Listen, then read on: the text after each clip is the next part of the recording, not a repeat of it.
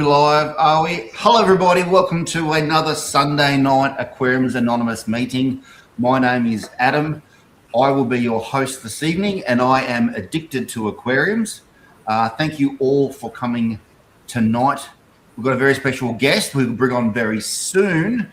But before we do that, I'd like to say good day to everybody who's out there. We've got Gil's Fisherman Praddy, of course. Thank you very much. Gil's probably shacked up in his semi-trailer on the side of the road. We've got Willie's Fish and Mark. How you going, guys? We've got Joe Hanny and Senor Ding Dong. Tanya's with us from South Australia. Anya, how are you, Anya? Come to see the rival fish keeper from Brisbane. We've got Roscoe A, and who have we got? Anyone else here? Quilly's Reef 13, Ravencall all the way from the UK, and Morris. Of course, Morris, I thought you were going to come tonight. Thanks very much for joining with us tonight, everybody. Tonight we've got a very special guest, like I mentioned. He's a local face around Brisbane. He's a retail store owner and a hobbyist. Let's bring him on and let him introduce himself. G'day, mate.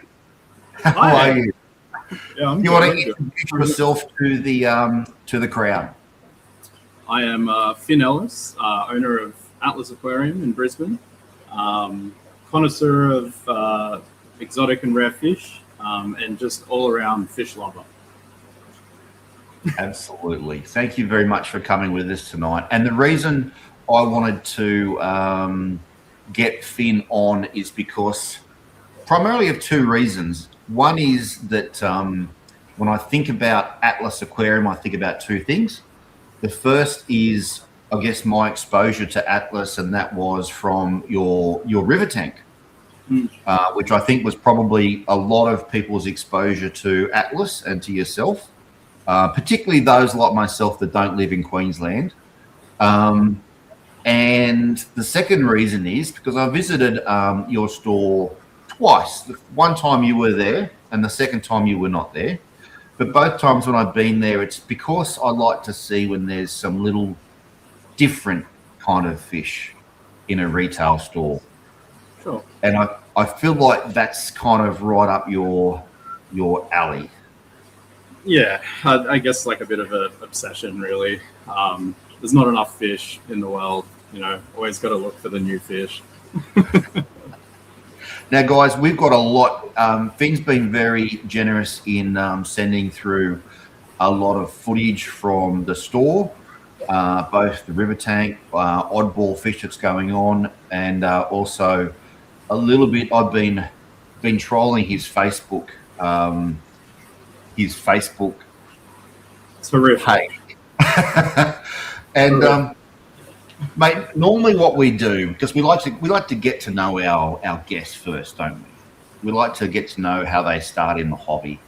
So I thought that seeing as you've been so generous to the world with your Facebook page and photographs, that I'd do some interpretive slideshows for you.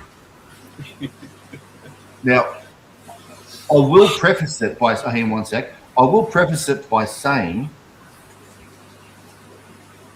that this slideshow is not necessarily factual. It is not necessarily in order, and I have simply interpreted to the betterment of this Aquariums Anonymous live stream. And let me just get started. Okay. What is my...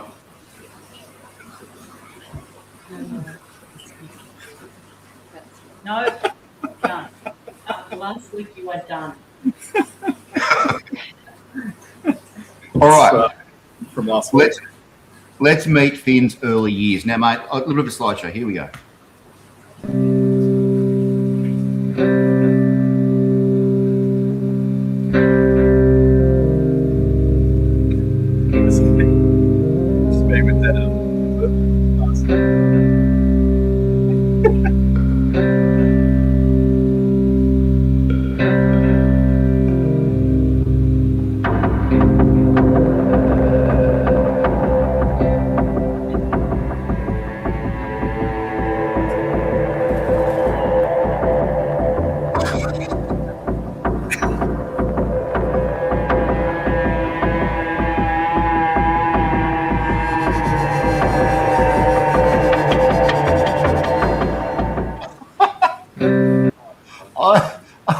gotta say, mate, man.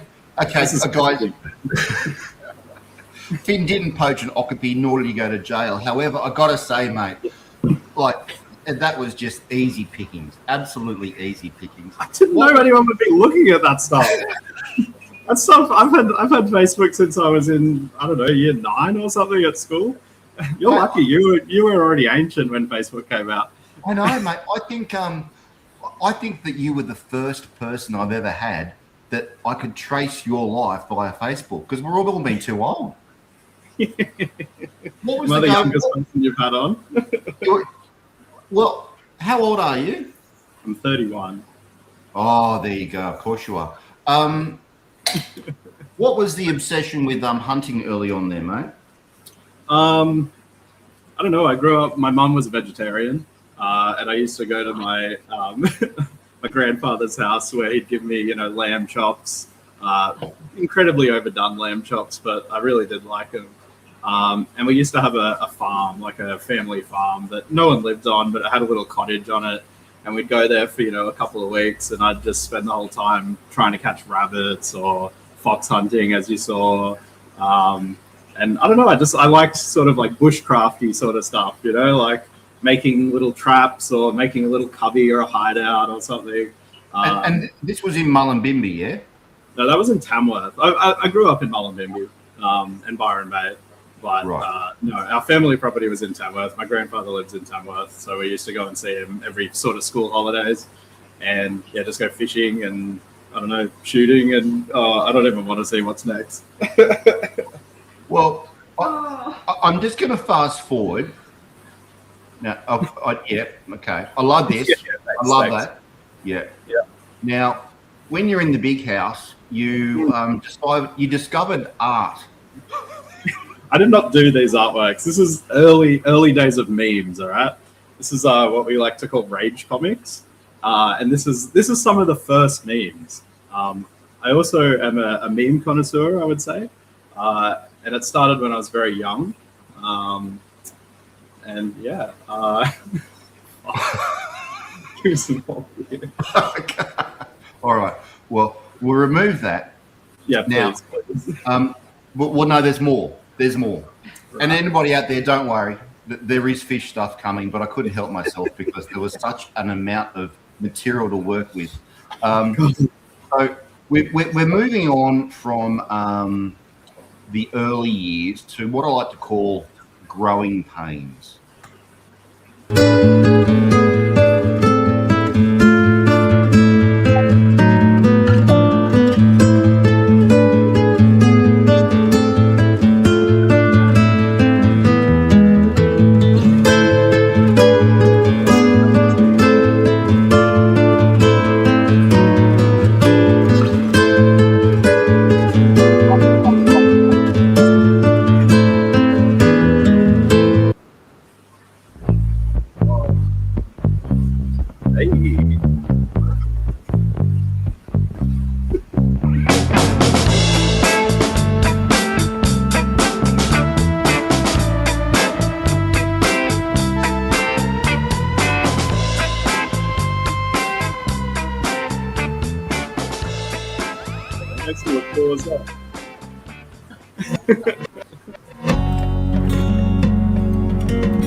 Now we're getting all sloppy.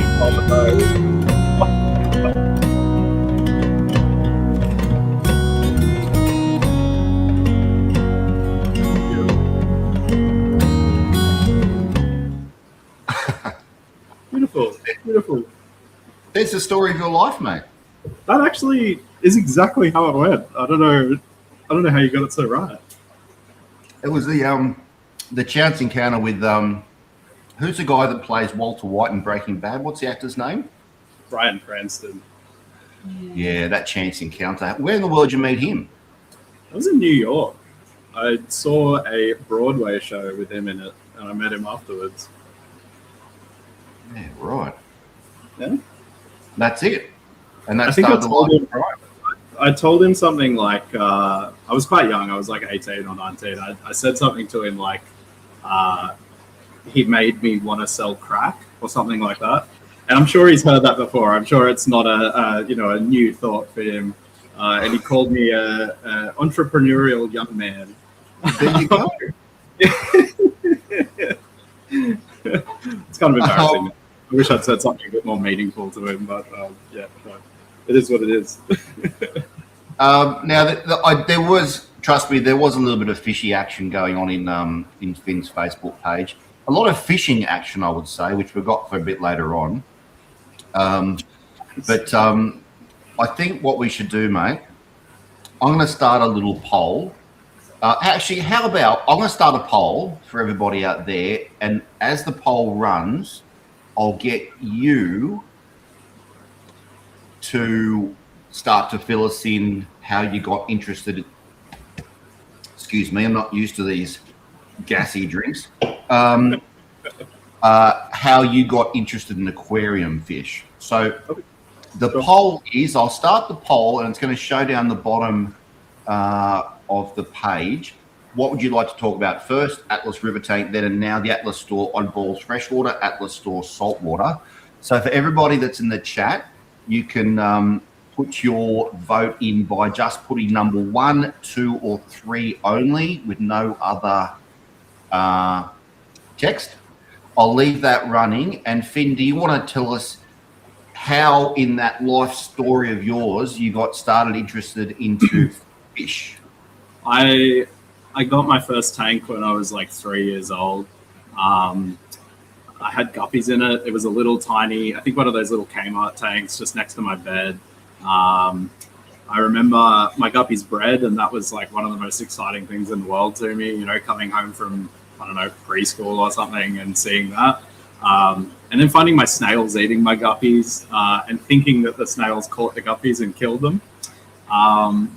My family always had just like a fish tank on the sort of kitchen bench sort of thing. I would get fish in it. My mum, the vegetarian, would feel bad for the fish and like take them down to the river when I was at school and release them.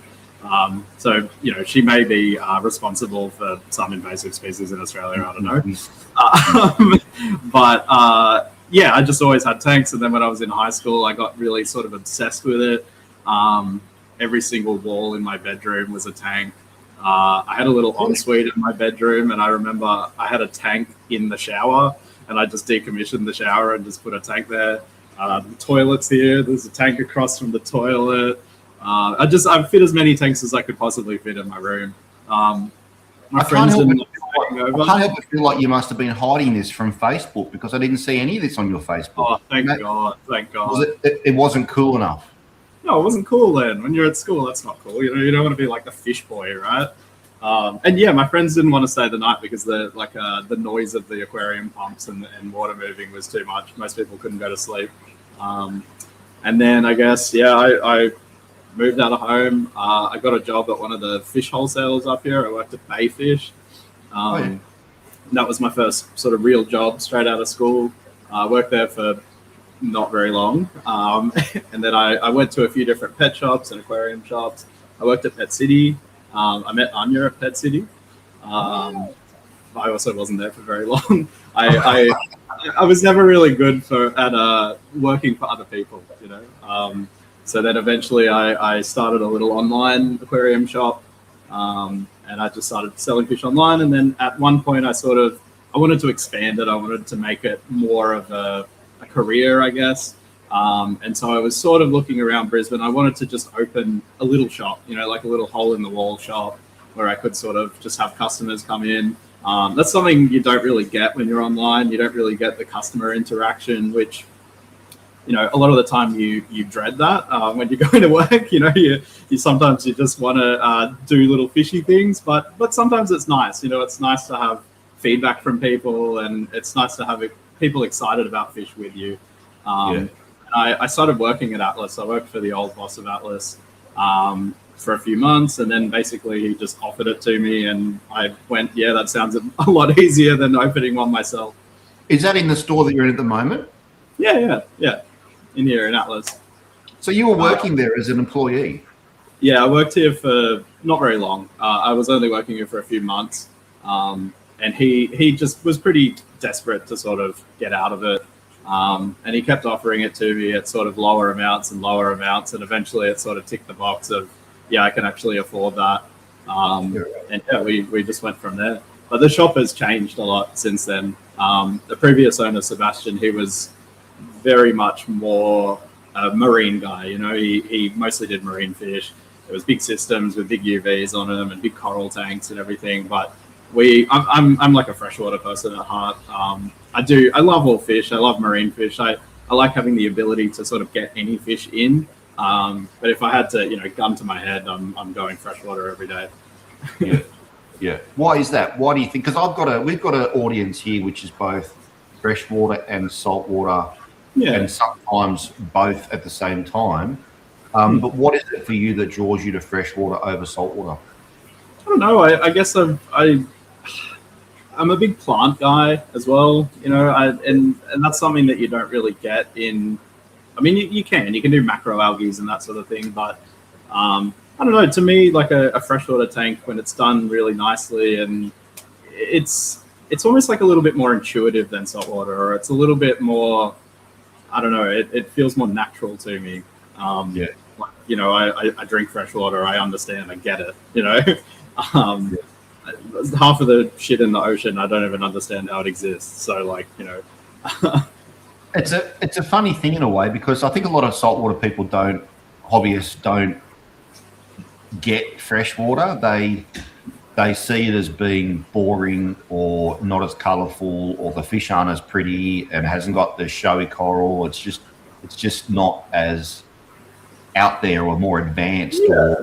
And funnily enough, like this afternoon, I was thinking about this, and I was sitting in my shed having some coffee and a sandwich, and I was looking at my freshwater tank, not my saltwater tank, and I was looking at these tiny little boring gudgeons. They were just fire-tailed gudgeons and little juvenile empires, and they were flitting amongst the plants, just doing their thing with the little fins going out. And like you say, it's such a weird thing to say it's more natural as a way of describing it. Yeah. It's really hard to find the words, but I find myself saying the same thing. It's more natural. It's more biological. It's more in touch with the wild state. I don't know. I don't get it, but it's true. It's how it feels. I think the ocean is just so unexplored and so distant from us. The only real experience most people have with the ocean is fishing or snorkeling or scuba diving. It's not really experiencing the ocean, I guess. It's like everyone's gone down to the river, everyone's driven across a river, everyone's been around freshwater bodies of water their whole life, It's just, I don't know, I like being in the forest, I like being in the jungle with a river going by, or a little creek or something, a babbling brook. And yeah, I mean, I've been spearfishing plenty of times, I go fishing a lot, I appreciate the ocean, but I don't know, there's something just a little bit more intuitive is what I would say about freshwater, and I understand the fish a little bit better, and I understand the ecosystems a little bit better. Every second freshwater fish is oh yeah, I'm an obligate I don't know, starfish feet eater or something, what the hell is that, freshwater fish. That's free food, mate. That's what it is. It's free food. It's just, I don't know. You could give me a fish from the ocean and go, okay, figure this fish out, and it'd take me my whole life probably. You give me some little catfish caught out of the river here, I've got it, man. I'm getting a meeting after the first 10 minutes. Yeah. All right. Well, mate, I think what we might do, I might stop the poll. We'll see where we're at. But I was thinking, whatever the outcome of the poll is, I'm wondering maybe if you might be able to jump onto your phone and give us a quick walk around the store, because whatever the outcome of the poll is, it's all going to be relative to the store. So let's see if your phone situation is going to work. I'm going to mute you, and I'll bring your phone up onto the stage too, okay?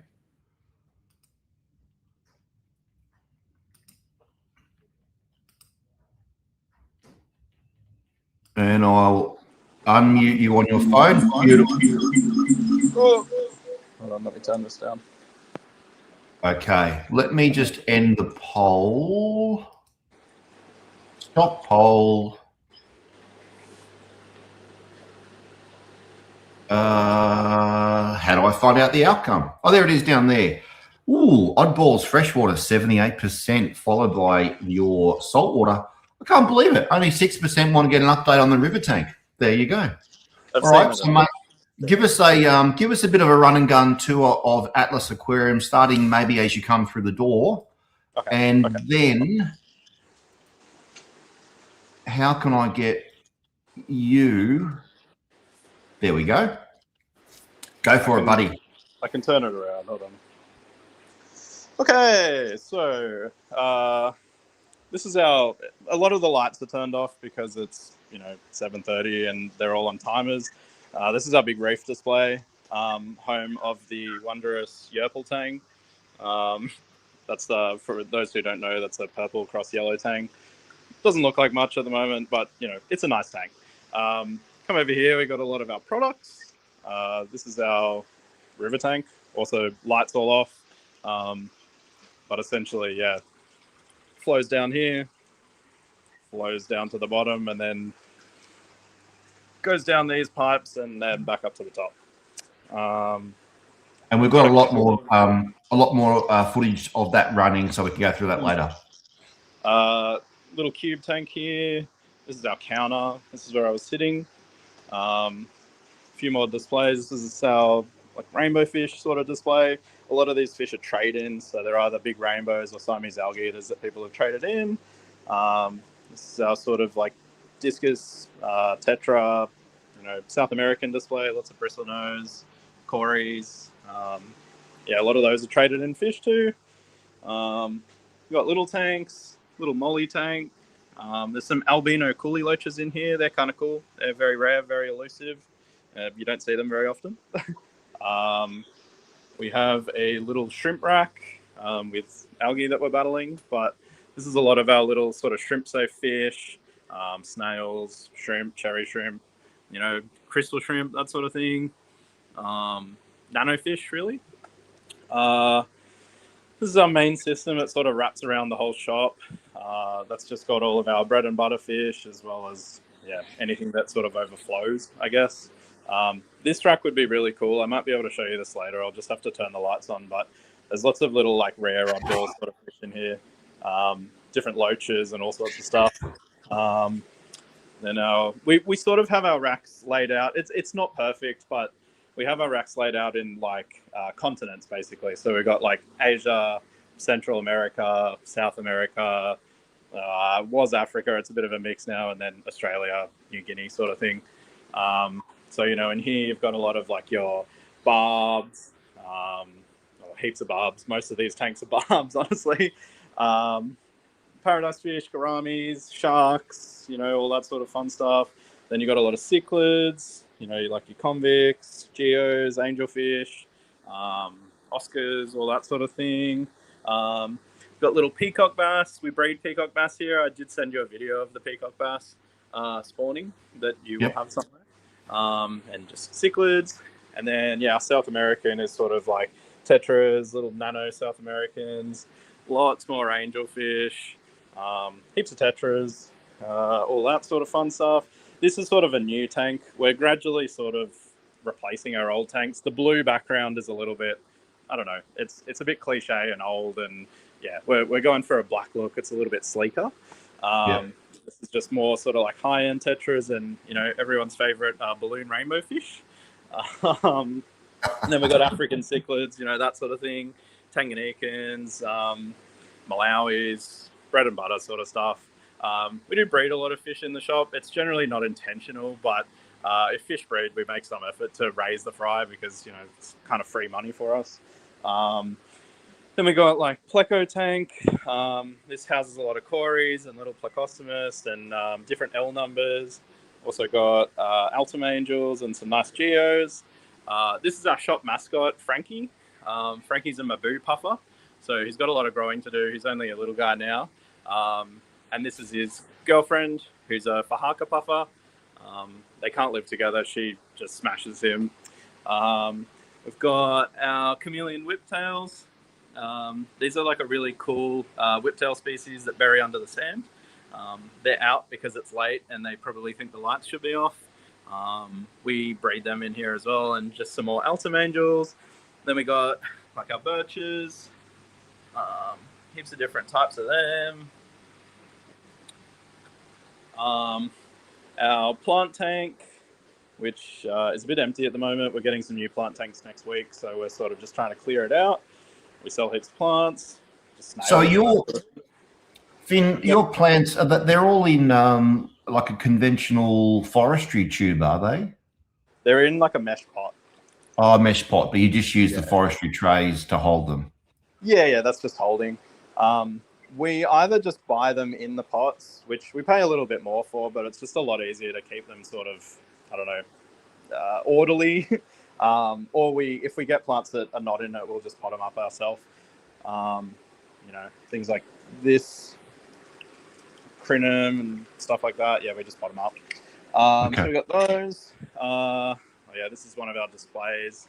It's got fish in it that are for sale, peacock bass, and I'm kind of hoarding clown loaches, so we've got a lot of big clown loaches at the moment. Anytime a customer brings in some big ones, we keep them. We've got stingrays. Everyone loves a stingray. These are freshwater stingrays. Some big catfish. This section over here, I won't even bother, all the lights are off, but this is sort of like goldfish and guppies. We sell feeder fish. We've got some big catfish and just big oddballs up there. Some big peacock bass in the middle here. And then we've got this is like an immersed plant rack. So it houses a lot of, you know, sort of like high-end plants, variegated anubias and that sort of thing. Oh, yeah, right. It's like a trickle thing. Yeah. Where do you get that? Where do you source those plants from? All over the place. So like a lot of plants we buy just from suppliers, but a lot of plants like these sort of rarer ones, we grow some out the back. We've got a little sort of immersed setup, but we also just get them from customers and that sort of thing. And we buy a lot of plants interstate, get them shipped up. But, you know, some of these plants are quite expensive. Ooh, yeah, right. So yeah, it's good to grow them. And then our just like common, you know, anubiases and java ferns and all that sort of thing. But they grow a lot quicker when they're out of water like this, when they're immersed, and they don't grow algae and that sort of thing. Are you injecting CO2 inside that cabinet? No, it's just air. But there's enough CO2 in the air that they grow pretty well. You know, you get really good growth out of some of them. There's a variegated Landra. But and Finn, is a couple of questions for you from me? Yeah. Thanks, mate. Couple of questions from me is, did you make that setup yourself? And also, do you find that around Brisbane you've got a good customer base for these? And the third question is, I'm assuming that these plants are going into paludarium setups? No, these are aquarium plants. So I guess the thing that a lot of people don't understand is that I would say maybe like 80 or 90% of aquarium plants will grow out of water as well. They just need the high humidity. So you can't grow them, you know, for instance, like these peace lilies. It's just too dry for them. So like anubias and bucephalandra in Brisbane, or probably down where you are, it's too dry for them. But in the wild, you know, anubias in Africa and bucephalandra in Indonesia, it's living in like the rainforest, right? And it's living like, you know, for instance, along the edge of a river where it's getting sort of splashed, you know, it's staying wet. So most aquarium plants will grow faster out of water because they have unlimited CO2. They obviously will grow in water, but they don't love it per se. You know, they're used to it because the areas that they grow in, they flood in the wet season and all that sort of thing. So they can survive underwater, but most of them will always do better out of the water. They'll be happier, you know. It doesn't go for all plants, but the majority of them do. So, and you're saying that the customers who are buying those are going to put them back inside their aquariums. You don't find you got anyone that comes that wants to do frog setups and wants to use the anubias for that? I mean, we get the odd person that does. I don't know. I find there's not a huge amount of people that do paludariums and terrariums, or not our customers anyway. I'm sure there is a lot of people that do them, but you could. Yeah, there's no reason why you couldn't just take this anubias and put it in your paludarium or your terrarium. It'll grow. The farms, like this is a Pisces one. Pisces grows them all immersed, so when they go in your tank, that's the first time they've ever been underwater. They're a good plant. Like they don't really have any dieback or anything when you put them into the water. Right. Some plants do tend to lose a few leaves when you put them underwater. Crypts and that sort of thing can, but for the most part, yeah, no, they're fine. Okay. I remember listening to an interview from Jeff Sensky with Thomas Manesi from Congo Nature Photography. Are you familiar with Thomas Manesi? I don't think so. And he was giving a lot of information about the wild Anubias and bulbitis, or bulbitis, as he was saying, and its natural conditions in the waterfall areas. It was really interesting. Yeah, that's the thing. I mean, sometimes I see plants that really don't do that well underwater, and I almost feel bad for them, or people that are trying to make a plant survive underwater, going, oh, you need to pump a crap load of CO2 on it, and you need to do this, and it's like, just give it up, man. Like, just let the plant grow out of water. It doesn't want to grow underwater. But yeah, I mean, like a Anubias, you'll see like a river in the Congo or something, and just the whole bank is Anubias, Some of it will grow underwater, but the vast majority of it grows up and out of the water. Yeah. And what Thomas Manesi in that interview was saying is that a lot of the time the Anubias would have moss growing around the roots when they were on the rocks next to the river and the waterfalls. It was really interesting. Yeah, it'd be so nice to go there. I've been to Africa. I went to Tanzania to dive in Lake Tanganyika, but we didn't go to the Congo. I didn't really go to any river areas. It can be a little bit sketchy. Yeah. Be a cool trip. All right. Yeah, anyway, and that's pretty much our shop. We have I'll turn the light on. Hold on. At the moment, this is our marine setup. It's just a fish rack. Next week, we've got a big coral tank coming in here. This is in our sort of garage. So we'll be up and running with coral. But yeah, at the moment, it's just fish. I must admit, mate, the times I've been there, I always felt like the marine was just an afterthought. That's what a lot of the existing customers that we had before we took over have said as well. It's not. I would say it's hard to compete. I mean, Anya's in here, right? It's hard to compete with your dedicated marine shops. There's a lot of those around. We cater to people that they mostly have freshwater tanks and maybe they have one marine tank or something like that, Yeah. We sell the basics in marine. We still get interesting fish. I'm a marine fish guy rather than a coral guy. So we get some really interesting fish, but a lot of the time it can be quite difficult selling non-reef safe fish to marine keepers because, yeah, obviously the big draw for marine is the coral. Yeah. Okay. All right, mate. Well, do you want to? I'll put you back onto your laptop, and I'll remove you from. There we go. How's that? That is perfect. Excellent. All right. There was a question there. Oh, is that feedback? No. No, I think it's all good.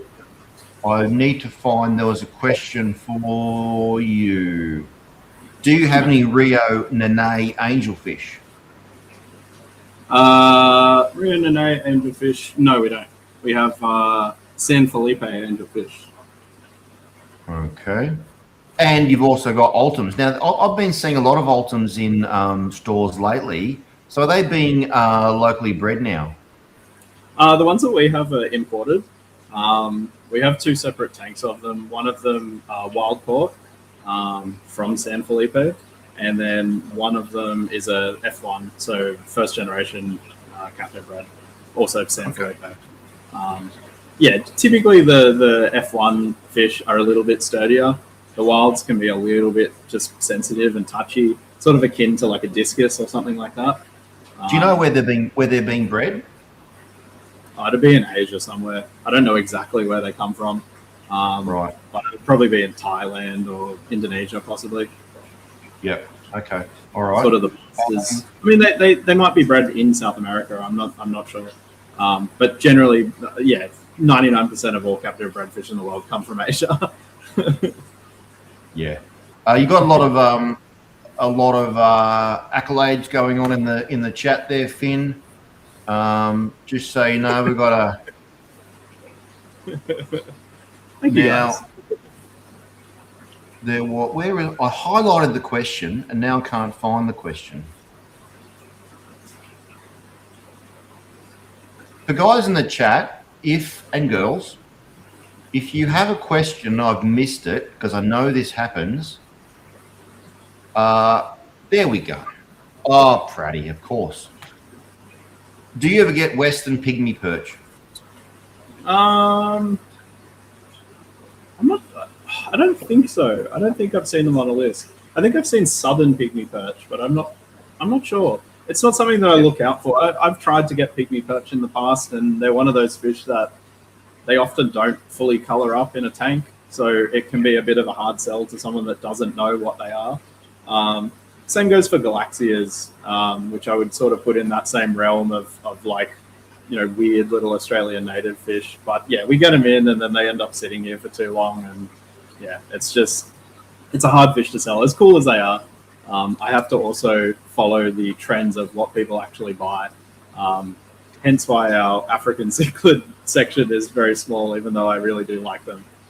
Yeah, they're a beautiful fish. Stunning. Is that screen sharing significantly okay with you, Finn? Yeah, that looks great. Yeah, so Pratty, I know why Pratty's inspired. We were down at the Aquarium Society of Victoria meeting, and it was about cool climate native fish, and these guys came up. So I think he's being inspired to try and get some of these for a cold water setup. I would probably suggest maybe talking to like Angfer Victoria or something. They'll probably point you in the right direction. Yeah, yep. A couple of comments. Mega clown loaches are cool. Sorry, Is that me or you? That's me. It's a humidity alarm because I opened the door of the thing. Anyone in the chat there, if you have got questions, don't be scared to put them in regards to availability and also future availability of fish, because this is the reason why Finn is with us tonight, because he knows how to get stuff. So we haven't even got to the fish yet. I want to grow a fish or some plants at home for fun and to sell. Is there anything that you'd recommend? In terms of plants, I think plants are a really good one to sort of grow at home.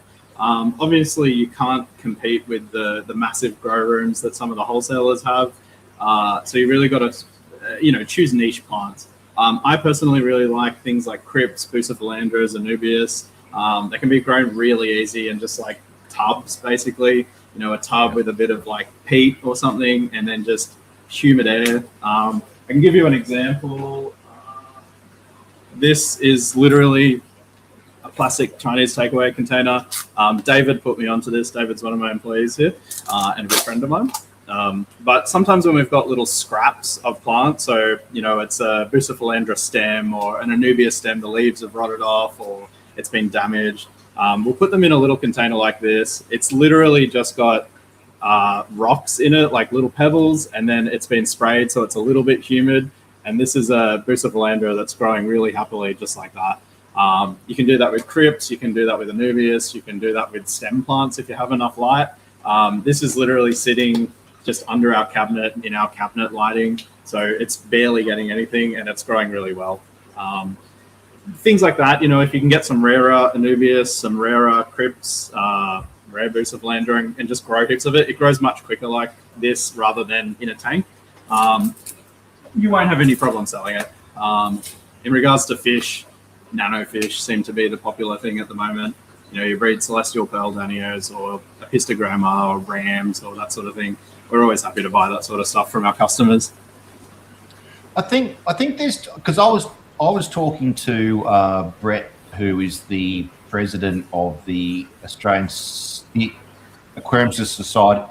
I can't say society. Aquarium Society of Victoria, and it was about fish room breeding. And we're almost going to do he's going to jump on the podcast probably in October, and we're going to go through a process where we take, say, 3 different fish that we are thinking about breeding in our fish room, and then go through the pros and cons to whittle it down as to the reason why you choose this one species, and then how we go through to the production stage. And I think there was 2 ways we're looking at it. One is that you can, and I do this with my cut flower business too.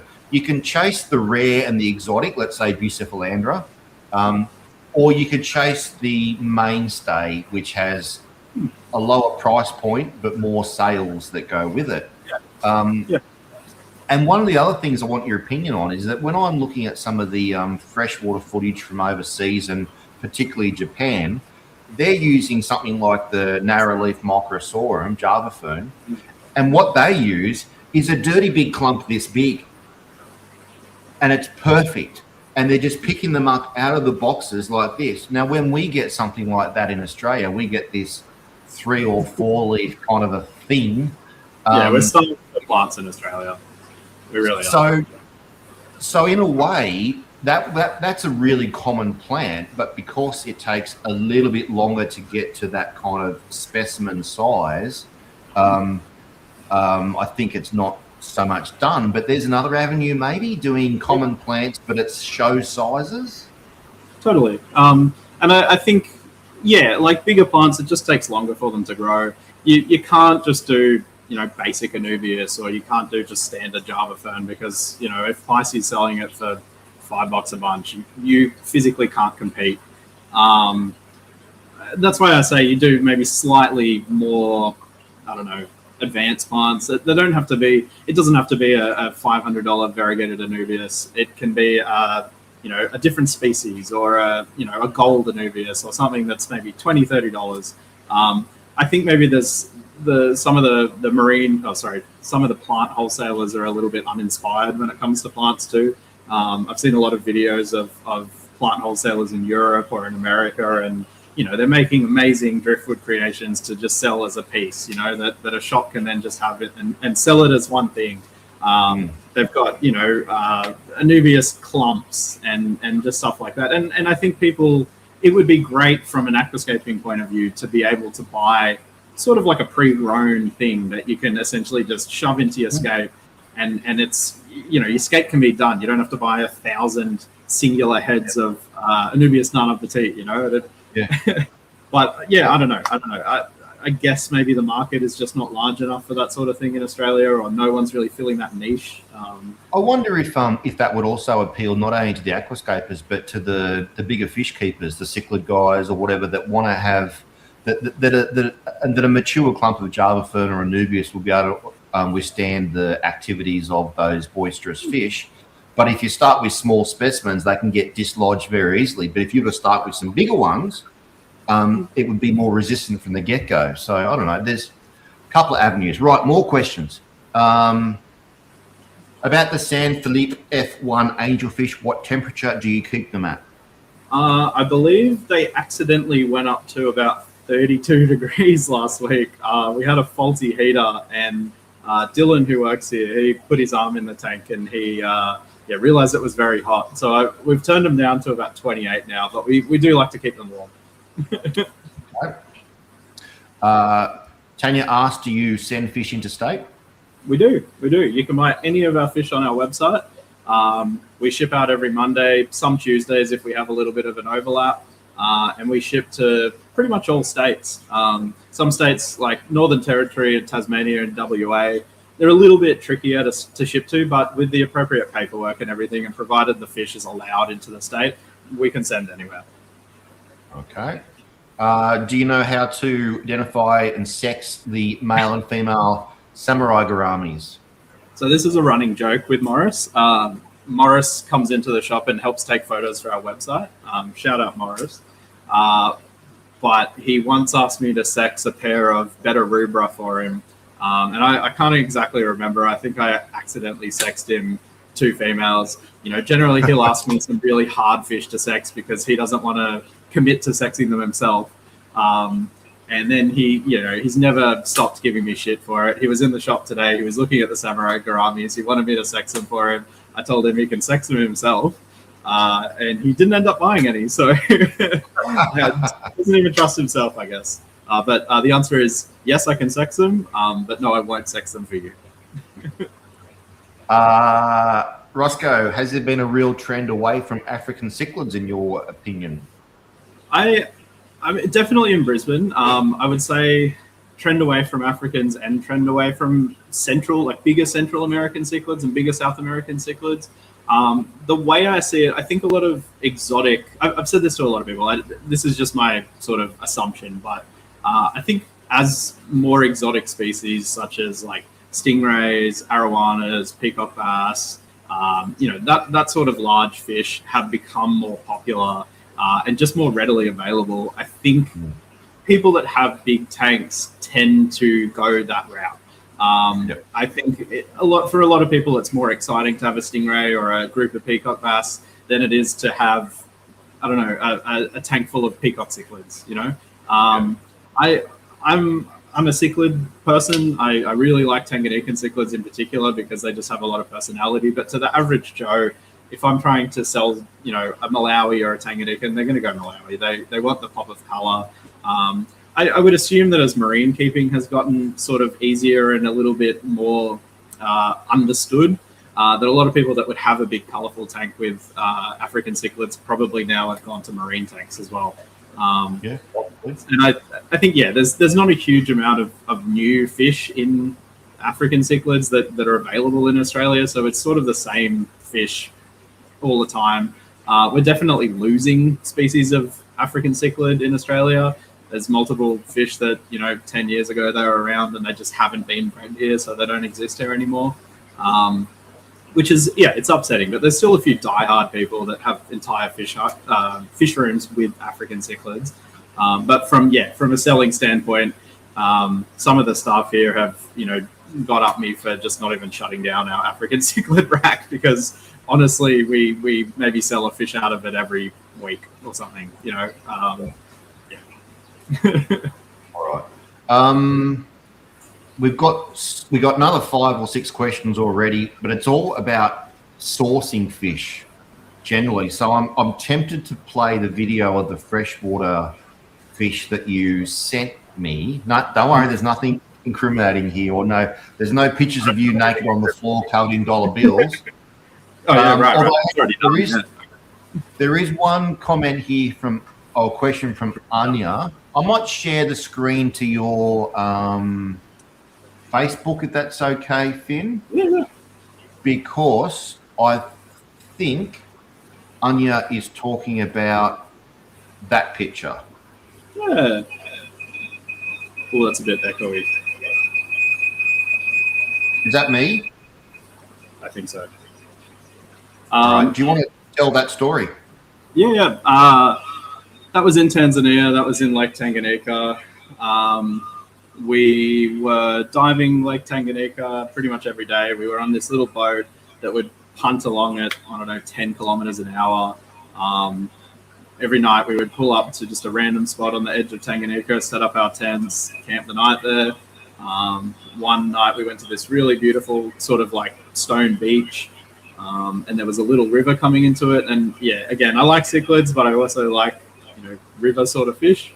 And I put a little bait trap into the river and pulled out these barbs.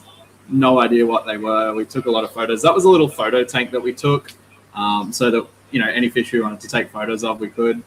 And oh God, yeah.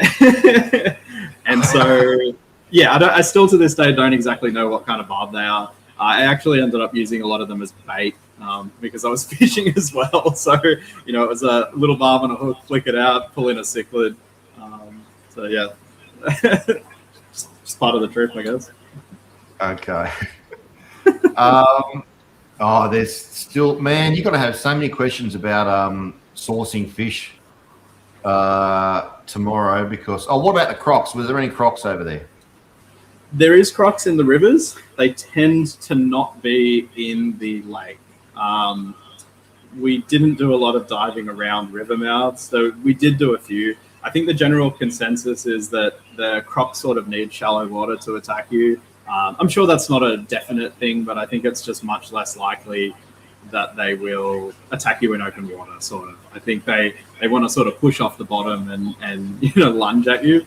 I did go kayaking at night down this little river by myself, and I sort of got halfway in and then shit myself and went back. Quick question: how'd you go on the Eka? Oh man, my fish got disqualified from the Eka. Well, apparently there's a unknown to science rule that you're not allowed to enter hybrids into the Eka. Yeah, which no one had told me. I had some cool little blue eyes that I thought were cool, and yeah, they got disqualified. So yeah, I'll be asking for my $6 back. Why have I got the feeling that? Oh, that's nice. I like that. Was it for steroids? Why have I got the feeling that there's another inside joke there, but with Taylor 12G8R 12 Greater? Do you know Taylor Greater? It might be Taylor that works for me that went to the Eka today and saw my fish. There you go. That could be it. All right, let's play some footage. I think this is going to work. And if you want, mate, you can talk us through. I can pause and you can talk us through if you've got these fish in store at the moment, any little attributes or little quirks that you found about them, how hard they are to get in Australia, anything like that.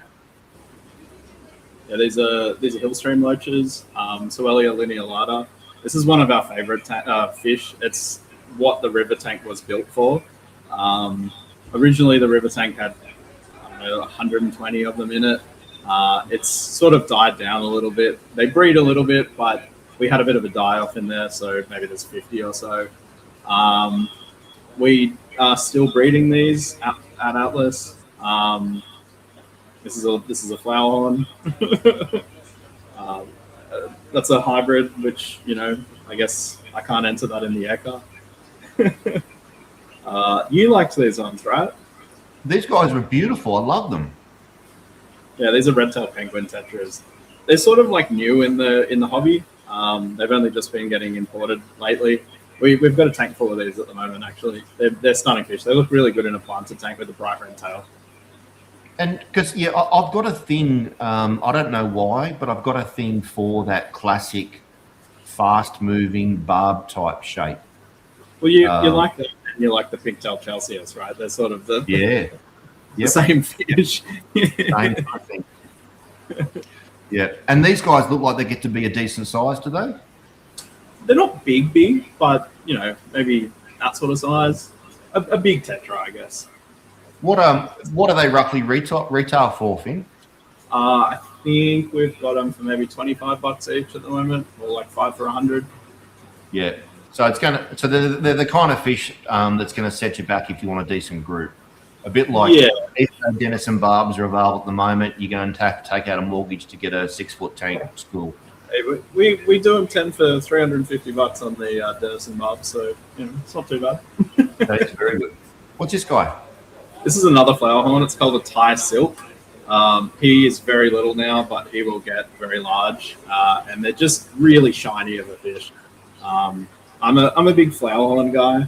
They're a mix of 10 different American cichlids that have been bred since the 90s, all hybridized together, and now they're line bred to the point where they're unrecognizable in terms of what is in them. It's sort of like a bit of mad scientist sort of fish, like you can create your own fish. I love the replication of the classic Asian aquarium with the tiles on the bottom. So some people have said it's like an asylum tank.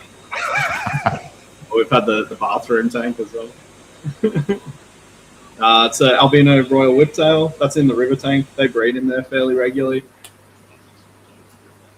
That's the male sitting on eggs on the glass. Okay. probably that batch actually we've got growing up at the moment, so we'll have them for sale. That is a royal clown knife. A little bit of a play on the classic clown knife. It's just got more spots. So these guys we're talking about like a 3 foot long fish. Yeah, I think they probably get about that. He at that point was maybe 40 centimeters, something like that. Okay. And Full prep. so he's not in your store at the moment. No, he was here maybe 6 months ago. And question for you. So you're talking about a 1.5 foot long fish. I'm assuming that this kind of fish is just not coming into Australia via aquarium industries or whatever. So, like, No. where's the avenue that these kind of quirky, I hate the word to use monster fish, but you know what I mean, these larger oddball fish at a large size, how are they coming into our chain? At this size, we're getting it from a customer, you know. Okay. That basically came in from one of our regular customers and then went to another of our regular customers. A lot of them are bred in Australia. I know of these being bred in Australia. I've seen photos of fry and eggs. They can be bred fairly easily. They just breed in like a cave or a pipe. Okay. But yeah, there's people with some crazy shit, you know, like Yeah. Kabotai loach. It's kind of like a yo-yo loach, but it's not. Very yellow, very spotty. They're from Myanmar. Kind of an interesting little fish. Yeah. Yep. I'd like to say the next shot is of a Myanmar arowana, but it's not. It's a better. No, unfortunately. That's a wild betta. So related to like your Siamese fighting fish. It's called betta rubra. I'll go back. Better rubra. Betta rubra. It's like a... Morris will probably shoot me if I get this wrong. I believe it's a mouth-brooding betta. So there's basically like 2 families of bettas. There's bubble nesting bettas and then mouth-brooding bettas. Your mouth-brooding bettas, obviously, they hold eggs and babies in their mouth. And then your bubble nesting bettas are like your Siamese fighting fish, where they make a nest out of bubbles, spawn underneath it. Then the male will carry the eggs and basically encapsulate them in a bubble and guard them. They can often hybridize within their sort of group, but they can't really cross over just due to, I don't know, differences in spawning. So I'm pretty sure I've seen a few different types of wild bettas at your store. You've had macrostomas too? Yeah, we've had macrostomas, albumarginata, miniapina. There's so many different types. They're like, people just don't really know about them, or they're not as bright and garish as like a Siamese fighter. Siamese fighters are like a bit of a cluster of, they're crossbred. There's a few different species that go into that, and they were bred for fighting. You know, their original purpose was to fight for, you know, gambling basically. So they are inherently more aggressive than a lot of wild fighters are. Like these betta rubra, you can keep males in the same tank. You can keep them in a group. You wouldn't want to do that with Siamese fighters. You're answering all my questions. So you could quite comfortably have like a little trio or a little harem of some wild type bettas.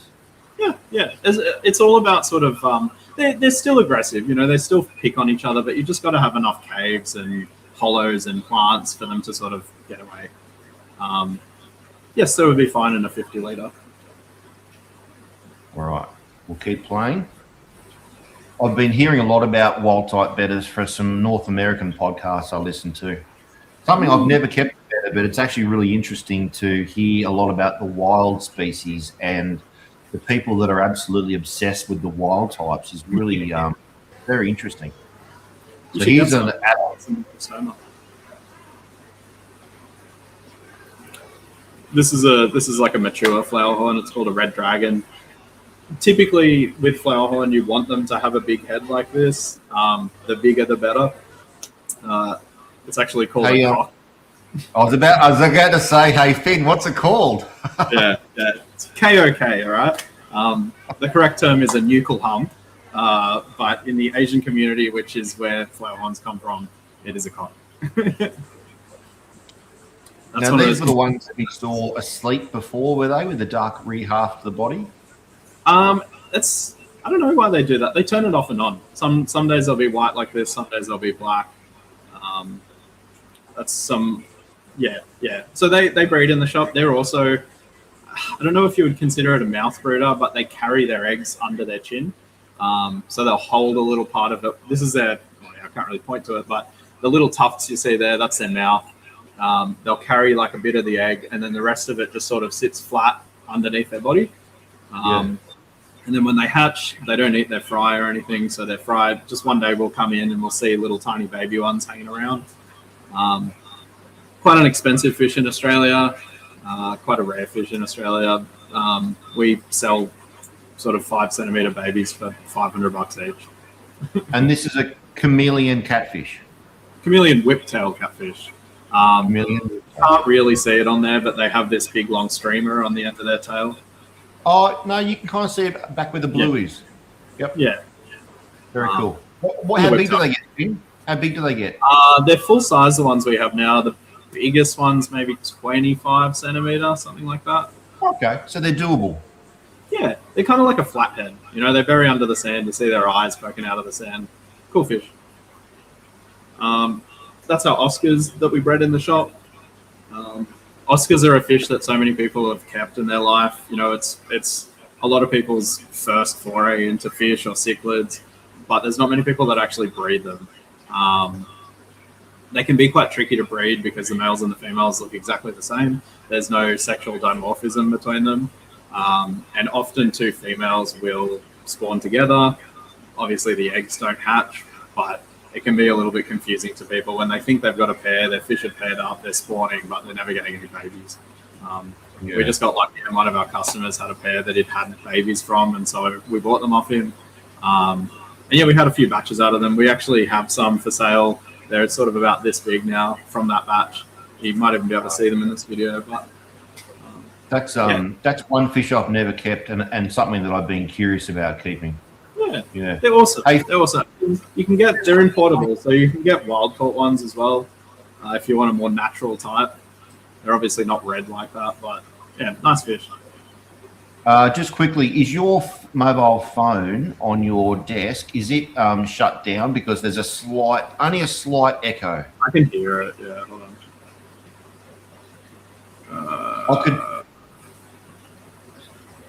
I could kick it from the studio, but it might be difficult to get you back if we need to. It is gone. Okay, cool. All right, let's keep playing. Yeah, Oscars, very cool. Very cool. Yeah. Speaking of very cool, my favorite. Yeah, those are the pink-tailed Chelsea. So they're like a caracin from South America. It's like a bait fish, basically, in South America. A friend of mine went over to, I actually know where he went, maybe Brazil. And he went fishing in the Amazon for peacock bass, and they said that that's what the peacock bass eat. That's like their main food source. They get to about 25, 30 centimeters, so they are like a decent sized fish. But yeah, those ones that we had, they were very small. Yeah, that's it. So are they kind of like the dimensions of a silver shark? Yeah, probably. Yeah, honestly, pretty close. Maybe like the silver shark equivalent in South America. There's two different species. So that one that you've got up now, that's a different species. So the one we have, you can see that it's got all pink fins, whereas the ones that we have yellow fins on the bottom. Yeah, that's the one that we have. Yeah, they're much more. I've never seen the other ones before. These are awesome. I think they're fantastic. Yeah, great in a school. People use them as like dither fish for tanks with big fish, just to sort of spread out the aggression in the tank a little bit more. As sort of bad as it sounds, they can cop a bit of a beating from other fish and they're fine. They heal very easily. They're just boisterous, you know. It's kind of like a big barb or something. So if this is about the same size as a large silver shark or bala shark, what would you say is the risk point with, say, tetras and whatnot? I think it'd probably eat tetras when it's an adult. Just anything little, it'd probably eat. I would also imagine, I don't know for sure, but I would also imagine they probably will eat plants. They look like the kind of fish to me that will chew at plants. And I mean, that doesn't mean that they're like super herbivorous, but in a tank where the plants can't really get away from them and the fish are just on them 24/7, it's going to do some damage to your plants. Same goes for things like Congo tetras, which no one really assumes that they eat plants, but they, when they're around plants long enough, they'll decimate plants. Yeah. Okay. So do you think that those peak-tailed shell, how do you say it, Yes. Chalceus, would they go for things like the larger bleeding heart tetras? No, they should be okay. I think anything that they can't, swallow in one mouthful should be all right. Although, yeah, in saying that, I've never kept big adult ones. I don't know if their behavior changes. I think some of those fish, they almost have a different diet when they're small to what they have when they're bigger. You just have to try it. And this is, I mean, I know I'm dwelling on this because I'm kind of at the moment fanboying on this species, but I've never seen this before. Like, where did you get these fish from? I just got them from one of our wholesalers. They're often bred. They're not like a difficult fish to breed. They're not commonly kept. There's people that probably have a pair in a tank. They breed them. They're around. Then they don't breed them for a few years. They're not around. Yeah. I saw a big pair down in Sydney for sale in a shop maybe last year or the year before. I sort of ummed and ahed about buying it because it'd be a cool fish to breed, but it's too expensive. Okay.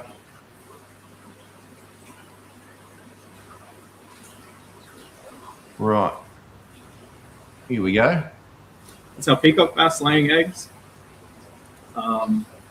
That's obviously the female laying the eggs on the rock and the male behind her. So she'll do like a Passover with eggs and then he'll do a Passover with sperm. This pair has like quite a low fertility rate. So I don't know if it's his problem or if it's her problem, but we'll have maybe 500 eggs and maybe, 100 will hatch, 200 maybe. I mean, if you watch the video, he's not really doing all too much. They're a funny looking fish, aren't they? I don't know if Sean Grubb's out there, Grubby, but I think has Grubby got any peacock bass from you before, Sean, down in New South Wales, down central New South Wales? His name rings a bell. Yeah, Sean Grubb. He might have. So this pair breeds for us and we sell the fry, and most of them end up going down south. Okay. This is juvenile Saratoga. So every year from one of the farms up sort of in inland Brisbane, we get hundreds and hundreds and hundreds of southern Saratoga. This is actually at their place, just filming them because they look really nice at that size, They do a lot of carnage to each other. Every year we have quite a lot of losses because they are so brutal to each other, and I'm yet to figure out a way to prevent them from killing each other. It just seems like everything you do doesn't help. Yeah. These are little albino Senegal birches or bashirs. Kind of weird, kind of like alien looking, the albinos. Brisbane bred? Yeah, they are. Yeah, there's a few being bred in Brisbane at the moment. A lot of birches get bred in Brisbane actually, and I think they get spread out. Oh, sorry about that. Oh. Don't look at that. This is a platinum red tail catfish that we had a few years ago. That's such a cool fish. Like that's a fish that when I was a kid, it didn't even exist. Like the platinum red tails are really recent. And to have one in the shop was really, really cool. We ended up selling that to one of our good customers. I don't think it's alive anymore, but yeah, it was everyone's favorite at the shop. You'd eat like whole pilchards out of your hand and stuff. Where do the red tail catfish sit in regards to our country's fish laws? Legality. Yeah, they're a grey area fish. So like grey area is basically in between not allowed to be imported and not illegal to keep. So we have like a federal noxious list, which is a list of fish that within Australia are not allowed to be kept at all, or sold or traded or whatever. And then states have their own sort of noxious list as well. That's just to add on top of that. And then we have an import list, which is a list of fish that we are allowed to import into Australia. And so red tails are not on either of those lists, so they're considered grey area. To give another few examples of grey area fish, like a bristlenose catfish is a grey area fish, cherry shrimp are grey area, Texas cichlid is a grey area fish. There's so many, you know, like there's so many fish that I would say maybe half of the fish that aquarium shops sell, or maybe a third of the fish that aquarium shops sell are in this grey area. All of your L numbers are grey area, like, you know, every pleco you can imagine. And guppies even a grey area, you know, like it's this weird sort of area where, I don't know, they're not deemed bad enough or high enough of a risk in people's aquariums to make them completely illegal to keep, but they obviously don't want more of them coming into the country. I'm all for it, but I think, I don't know, I think some fish are not on the import list just purely because they were not commonly kept when the import list was made. They amend the import list people can amend the import list, or they can put in applications to amend the import list. So fish do get added to the import list, you know, periodically, every now and then. But I'm sure there's a lot that get turned back or you know, just declined. Electric yellows were an interesting one that got added to the import list, and that's a fish that has never not been in Australia, you know. It's so commonly bred in Australia, but some states, such as the Northern Territory, their law basically says that if it's not on the import list, they're not allowed to keep it. There's no grey area there. I saw a post by, you know, Northern Territory Fisheries where they were raiding someone that had Texas cichlids and bristlenose, which, you know, down here that seems crazy. But because of that, there's an incentive for people in the Northern Territory to get fish added to the import list, even if they're, you know, commonly kept. It's not a fish that they're adding to the import list to be able to get. It's a fish that they're adding to the import list so they're legally allowed to keep them. But so just to clarify for myself, who are they placing this request with? What government Who does body? the application go to? It's a good point. Yeah. I would imagine biosecurity. I've never put an application in myself. I've read about it. I know the Pet Industry Association of Australia has been putting applications in recently. I don't know if any of them have been approved.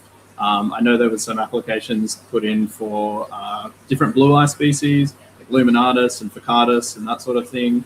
I think they've put a lot of applications in, but yeah, I don't know how successful it is. I don't know what the full process of doing it is. I'd imagine it's a lot of paperwork and then someone reading over it and deciding whether they deem it safe or not. There's fish that are commonly traded, or there's fish that are on the import list that easily could become invasive, and then likewise there's fish that are not allowed to be imported that there's no chance in hell that they'll ever become an invasive species. So some fish, I always give the example of a Chile rasbora. There's a rasbora called a maculata rasbora, right? So it's a little tiny red rasbora. They're legal to import. They're on the import list. We can import them. Chile rasbora is almost identical. It's really closely related. It's a little bit smaller, and yeah, to the average Joe, they wouldn't even be able to tell the difference between them. Chile rasbora is not on the import list, and I think that is purely just because the Chile rasbora was not described or discovered as a new species when they did the import list. So there's things like that, you know, it's not just like the be all and end all, the import list. It can be amended. And yeah, once fish are here, like, you know, bristlenose, half of our customers breed bristlenose, you know. Then they can be freely traded. Yeah, I don't know. It's a weird area that we're in, and I wish there was people that knew what they were doing, that were dealing with those sort of things. Well, it so happens that next Sunday we've got Paul Talbot, who obviously is the aquatic advisor for the Pet Industry Association. Yep. Yeah. So maybe he'll be able to shed some more light onto those processes as well. Some questions for you. I'm not exactly sure what Praddy's referring to about chopping them. Why is that not showing? There we go. Do you just chop them up to propagate? I think he's talking about the plants. The Anubias and the Bucephalandras? Anubias and Bucephalandra, yeah. You basically can just wait for it to grow a long enough rhizome, and then you can just cut it, and then you got two. Simple as that. Question from Bags of Fish. He's chasing more wild type fish out of Vietnam and Thailand. Do you have an importer? I don't have a particular importer. I am a trawler of import lists, and I think we probably have lists from every single importer in Australia, and I'm constantly, as soon as we get a list, I'm looking through it. I'm looking for interesting fish. I'm looking for fish that you don't see every day. But also just from customers, we get fish from customers that, I've never even heard of before. But yeah, no, I don't have an importer per se. I don't have an import room or anything, which some shops do, There's a few shops in Brisbane that have their own import rooms. I'm a little bit envious of that. It would be nice to pick and choose what fish you get. You know what you could do? Seeing as you're not so invested in the Marines out the back there, we have considered that. That's definitely something that we've considered. I think a lot of my marine customers would, firebomb the shop or something, because we are one of the closer marine shops to the city. So there is a lot of people that come here just out of sheer convenience. Well, you can still sell them the RODI and the salt water.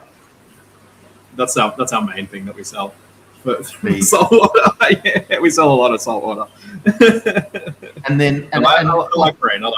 To be honest with you, if you've got a local store that that will order in a marine fish off a list for you, but doesn't necessarily stock it, then that's great. Who cares? Yeah, we can order in whatever fish people want. Often we've got sort of like an order form where if someone wants something, we put it on the order form, and as soon as it's available, we'll order it in for them. And that goes for fish or dry goods or whatever you want. Blue eyes, why don't they like breeding or thriving in aquariums, but do so in ponds? They do breed in aquariums. I think the difference is in aquariums, they're very, what's the word? Like they're stuck in a little box, right? So they're laying eggs. They're really renowned for eating their own eggs and eating their own fry. So in an aquarium, they're laying eggs, they're turning around because there's nowhere else to go, and they're just eating their eggs straight away. Or the eggs are managing to evade getting eaten. They're hatching, and then again, it's a box this big. There's little fry here. They're going to come up and eat the fry. Typically, ponds are bigger. Typically, there's more things in a pond for fry and eggs to hide in. They're not just spawning in one place. They might spawn a bit over here, spawn a bit over there. So I think that's probably why. I mean, without intervention, you can definitely breed a lot of blue eyes in a tank more efficiently than in a pond if you actually intervene, if you pull eggs, if you pull fry. Blue eyes can be very, very easy to breed. I would say just bare tank, spawning mop, check it every day for eggs. There seems to be one species that I experienced that was particularly difficult in aquariums, though, and that was the honey blue eye. So no matter what I did with checking the mops, picking the eggs, separating them out, all that sort of stuff, as soon as I put them outside, the very next day I was finding eggs, and then within about a week there was babies swimming around. It was just crazy. Yeah. I mean, a lot of people, they call it like summer tubbing, right? Where you put a lot of these fish out in tubs, and then as it cools down, you then bring in all the fry and bring in all the adults. I think you're right. I think still a large percentage of the honey blue eyes that are for sale are bred in ponds. They can also winter in ponds. You don't need to worry about missing one here or there, or netting them out of the pond when it gets too late into the season and they've all died, which I have done with Luminatus before. But yeah, honeys will live outside year round. Do you ever get any star sapphire cichlids? Not anymore. That sort of goes with the conversation about why we don't get African cichlids. They will sit here for a long time. If you want them, we can probably source them for you. But yeah, I didn't have any plans to get any. I don't even know what they are. Some people might not. Star, sapphire, cichlid. There we go. Yeah, they're beautiful fish. Phoenicilis. They are beautiful fish. But yeah, Okay. When it's this big, that's another thing about a lot of cichlids, Americans and Africans, is we have to get them at a small size to be able to fit them in a tank, to be able to pay a reasonable price for them. And what that means with a lot of those fish is they haven't matured into their color, or they don't show their adult color, you know. There's ways that you can get around that. You know, you can feed them color enhancing foods, you can feed them hormone foods that stimulate females to look like males and all that sort of stuff. But generally a tank of small Africans or a tank of small American cichlids is a pretty grey tank. And that can be hard to sell to people that don't know what the fish are. Yeah. I'm going to just duck all the way down to a comment that, oh my lordy, there's so much stuff, that Anya said here somewhere. Here it is here. There's the comment. Honey blue eyes still aren't affordable enough for the average porch pot pond keeper. And Finn, I'm going to ask your thoughts as a retailer here, because I've always had blue eyes around. You know, they come and go. They're very short-lived fish. One thing that occurred to me from being in a few retail stores lately is that they're sitting, and this goes across the range of species from Australia to New Guinea, they're sitting at around about $20 to $30 per fish. Yeah. And the concept with that, I was kind of a bit shocked, because I thought to myself, crap, someone that wants to have 10 honey blue eyes is going to spend $300, and it's an Aussie fish, it's an easy fish, it's a local fish. Why isn't it cheaper?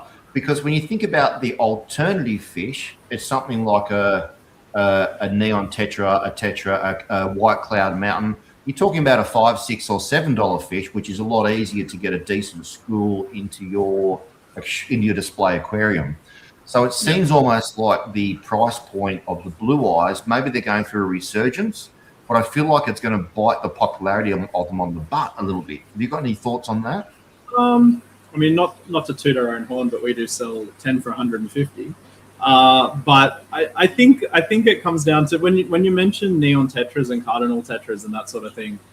I think that comes down to the fact that they're either bred in Asia, where, you know, the people are getting paid 2 cents a day, so it doesn't cost them anything to breed them in Asia, and they're breeding them in such huge numbers, you know, like the hundreds of thousands, that per fish it's barely anything. Or they're getting collected in the wild, which, you know, I can tell you that the indigenous South American people are not getting much money per fish on a neon tetra or a cardinal. Honeys are a bit of not even just honeys, but blue eyes in general. It's a little bit of work. It's not a fish like a guppy where you can just put them in a tank and not do anything. You know, it does involve pulling eggs. It does involve preventing fungus. It involves live foods when they're young. And I mean, you're talking to people who are getting paid $30, $40, $50 an hour at their job. They're not going to sell these fish for $2, you know. If we could import honey blue eyes from Asia, they'd be a lot cheaper. My retaliation to the too expensive argument would be just buy a pair and breed your own. If they're so easy to breed, you can breed your own school, you know. There's an option for the fellow that or the viewer that was asking about what fish to breed earlier on. Breed blue eyes. Yeah, any blue eyes. All of our blue eyes that we sell luminatus, ficcatas, honeys, Pacifics, anything we can get, we buy exclusively from customers of ours or local breeders. The price point is better for us. You know, I know of some shops around Queensland that are selling, you know, luminatus for like $50, $60 each. I know that this is because wholesalers are selling them for such a high price, and we just basically won't buy them for that price. I'm not going to buy them and sell them for a stupid price. I would rather just not sell them and wait until we can get locally bred ones at a reasonable price.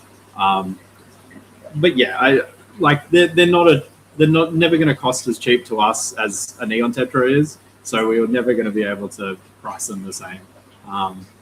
Neon tetras we also sell, hundreds. When we order neon tetras, we order a couple of hundred at a time, a couple of hundred cardinal tetras. When we get honeys, we're lucky to get 20 or 30 at a time. So we need to sort of make them. We need to stretch what we can get out of them as well. Yeah. I think the price will come down because there's plenty of people out there, including myself, that's going to start setting up IBCs for them. Yeah. And doing runs up the coast to all the stores. So I think the price point's going to come down, and I think that's a good thing because to me that fish should be a $10 fish max. Yeah. But I would say to you that if you're buying them from local breeders, if you're buying them on Gumtree, if you're not buying them from a retail store, that is probably around what you will pay for them. I think our overheads are just so extreme here that a lot of the time we can't compete with private sellers. It's a private seller is doing it as a hobby most of the time. It's a side thing for them. They're breeding 1 or 2 fish. They've got maybe 10 tanks. Our power bill here is enough to make you weep. We have to make profit on fish. We try and make it where we can. If a fish is worth a certain amount and we get it at a cheaper price, sometimes we will sell it for what it's worth. If we can make a little bit there, maybe we can sell something for a little bit less here. But the margins in aquarium shops are really. Well, mate, it's refreshing to have someone that is just honest about the situation. As a retail person. Marcus 83648 asks, are you aware of any source to get Rio Nene angelfish from? Stores have been sold out. I think it's the kind of fish that they will get imported, a lot at a time. So it'll be like maybe once or twice a year an importer will get a big batch of them and then they're sort of not available. I would suggest waiting and just, asking your local aquarium shop to sort of let you know when they're available. That's what we do. We've got an order form. If you came in and you said, I'm looking for these, we'll let you know when they're available. Whenever I'm looking at wholesale lists, I've got the order form there. I'm checking if there's anything someone's after. And we'll just add it to our order sort of thing. But yeah, Rio Nenes, you might find some on Gumtree. I've seen them on Gumtree before. There's a few people locally that are breeding them. But yeah, we don't have any at the moment. Do you know where to get spangled perch or snakehead gudgeons? We did have spangled perch last week. They're all gone now. We do have snakehead gudgeons actually at the moment. We've got little guys. Well, they're not little, but not full grown. Wow, they're so cool. Love snakeheads. Yeah, they're wicked fish. I think some got entered into the Ekka as well. I'm not sure if they won, but there were some massive ones that went into the Ekka this year. Yeah. Interesting question here from Gold Coast Fish. What's the retail trend that you're seeing in the store at the moment? Question nanofish, long fin, everything. I'm seeing a lot of balloon stuff getting around. Yeah, we're sort of notorious for balloon stuff. I would say nanofish, but I would say probably it has been nanofish for the whole time that I've had the shop, which is 4 or 5 years. Is that a COVID thing? Possibly. And I think just the cost of living means that, people don't have money to have 20 big tanks. It's cheaper and it's easier to just have a little tank. A lot of people seem to have tanks on their desks at work. A lot of people want to get into breeding, and for big fish, you need big tanks to breed them. I would definitely say nanofish, and just a lot of plants too, actually. There's a lot of people that are focusing their nano tanks on plants mainly.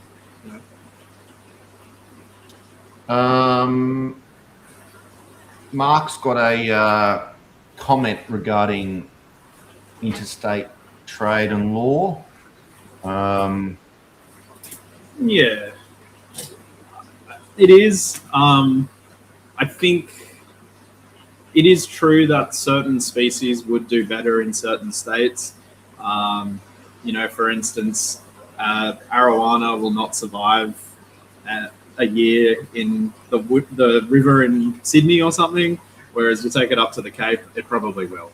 I understand that, but I think with the freeness of traveling between states, it doesn't really make sense. You hear time and time again of people in certain states with fish that are legal in other states. It's kind of like the rabbit argument. You can have rabbits across the border in New South Wales. You can't have rabbits in Queensland.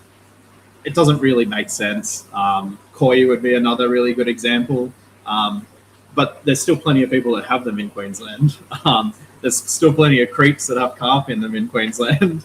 I think it's sort of an outdated thing that doesn't really actually make sense. I think if anyone wants any fish from any part of Australia, you can chuck it on a plane and get it. So it doesn't really prevent anything. Do you know this person, Savis? No, I don't. Gold dust poacher would be nice. We had them a couple of years ago, but they are really, really rare. Okay. All right. There's a comment here that was for me. Oh, that must have been the reason why they were not so good in tanks, but do better outside in ponds.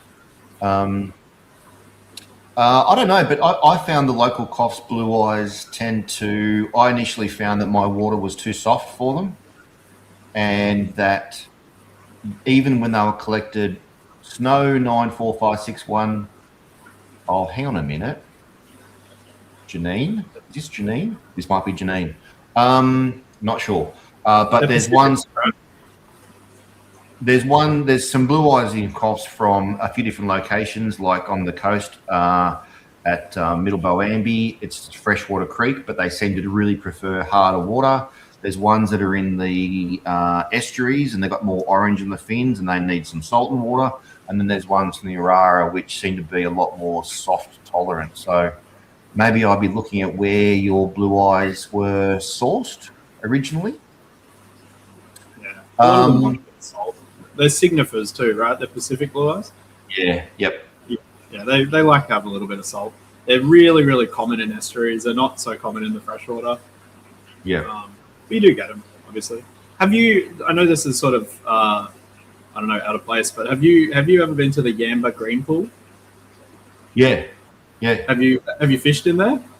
No. We've only jumped off the rocks. Jack Dempsey's. Oh, really? It's really interesting to me because it's far too far south. You wouldn't expect that they would survive in there, but I assume because it's so deep, it's just a stable temperature year round. And right on the coast too. Yeah, exactly. I went there when I was a kid. I drove down a couple of hours and fished, and I caught a pair of Jack Dempsey's out of there. But I've seen people fishing there recently, and they are still in there, which is crazy. They've probably been in there for 30, 40 years, I'd imagine. It's probably the purest strain of Jack Dempsey's we have in Australia. Probably. Now, Finn, 2 things is going to happen now. 3 things is going to happen. You're going to answer this question whilst I go to the bathroom because I'm 50 years old and old. And then when we come back, it's time for a new segment. Okay? So if you don't see me back, you got to keep answering that question. Is that the whiskey there behind you on the table? Sorry. Is that the whiskey there behind you? No, I've got... Oh, right. There's nothing. I'm being good tonight. Right. All right. Okay. Tropheus, go. Yeah, okay. So why are Tropheus so expensive? Tropheus... I don't know. It's a good point. We don't sell a lot of Tropheus. I don't buy a lot of Tropheus because they are so expensive. We get like Tropheus to Boise and that sort of thing, and I get them if we can get locally bred ones because then we can get them for a reasonable price. I'd imagine a lot of them are still imported, and maybe I don't know. I honestly I couldn't tell you why Tropheus are so expensive, but they tend to be. On wholesale lists, they're always fairly up there in price. I've never seen them really cheap. Really aggressive too. We every now and then we'll get like a trade-in Tropheus, an adult one that we have to keep on its own in a tank because it just flogs everyone else. I've seen them in Lake Tanganyika. They're really cool in the lake, and they only really inhabit like the first, I guess, like meter of depth, where there's lots of algae on the rocks because they just obviously they're like obligate algae eaters. But yeah, why they're so expensive, I don't know. Maybe because there's not that many people breeding them. They're quite a niche fish. You can't keep them with that much. It's typical that people really keep like a trophy tank, or keep a few in a Tanganyikan tank. But yeah, don't know. Now that question was asked by my mate Steve, and I happen to know, Finn, that he has got a plethora of Tropheus that he has bred himself. So, and Maybe I was he should only be answering that saying question. to him that he should contact Atlas, and he should contact. That wasn't set up, by the way.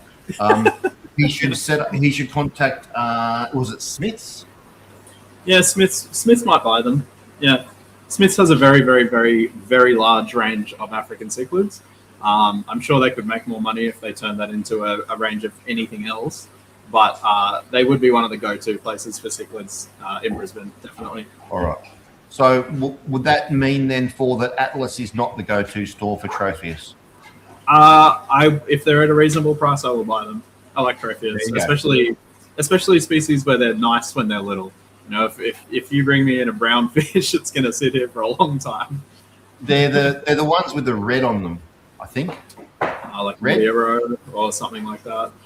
He's got the yellow ones, the yellow banding, the red banding, and then he's got the Du Bois eyes inside, which aren't breeding yet. Anyway, Okay. Yeah, moving on from that. sounds like a There's still plenty more questions, everybody out there, and continue to put your questions into the chat. But now it's time for a segment that I like to call Finn. Yes. How would you describe yourself as a fish keeper? Obsessed. Okay. What has been the... Is this how this plays? You're looking for like a hard and fast answer? No. This is hard chat. So if you want to give you can give whatever answer you want. You can give as much information or as little information. I don't mind. What has been the best and worst things about operating an aquarium store? The best thing would be that I sort of have like a purpose to life now, I guess. You know, I was kind of bumming around before this a little bit and, you know, waking up really late and partying a lot. So it's given me like, you know, something to focus on that is maybe a little bit better for my life and better for my future. I get to just hang around fish all day, every day, which I would say is the best part, but also probably the worst part. I get pretty sick of fish after the end of the week generally. Yeah, I don't know. I'm really happy doing what I'm doing now. Maybe the edge is a little bit off since I first started. You know, it was really exciting to start with. I'm a little bit worn down now. Not like a 20-year-old shop owner, but yeah, no, I love it. I'm really happy with what I do. What now? Sorry, I'll start by some context. So a lot of stores will be known for something, whether or not they try to do it on purpose or it's just the character that comes from the owners and the retail staff. What brand are you hoping to achieve for Atlas?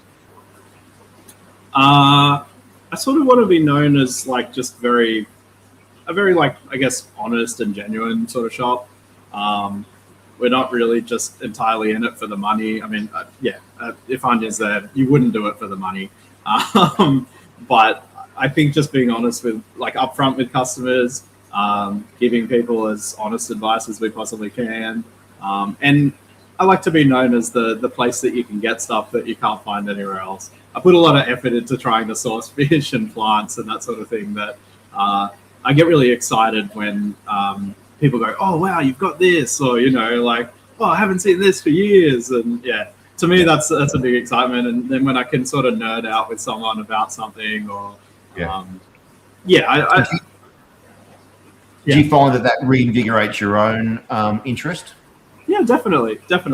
I think at this point, my interest is less about me personally keeping a fish and more about getting other people fish that they want to keep, or, you know, like I get really excited when we sell something to someone and they breed it, or, you know, like To me, like the sort of pinnacle of breeding fish is, the pinnacle of keeping a fish is breeding it.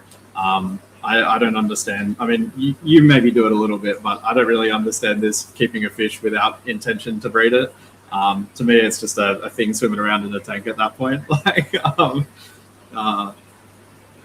but yeah, it does. Breed some fish. Not mine. All right, mate. Now, this is a question that I've started to ask every guest because it's going to be occurring for me in the not too distant future. I'm going to offer you a hypothetical sized aquarium, which you can deck it out any way you want. You can light it, filter it, keep any livestock, coral, plants, four-legged creatures, whatever you want in it.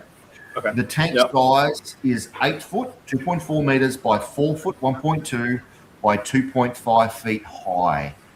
What would you do? Is it only that high due to the cost of thicker glass if we go higher? Or is that... That is the size of the tank, Finn. You cannot go higher.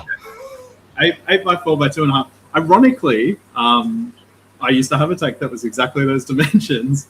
What would I have? I'm really obsessed with just like a rocky river scape.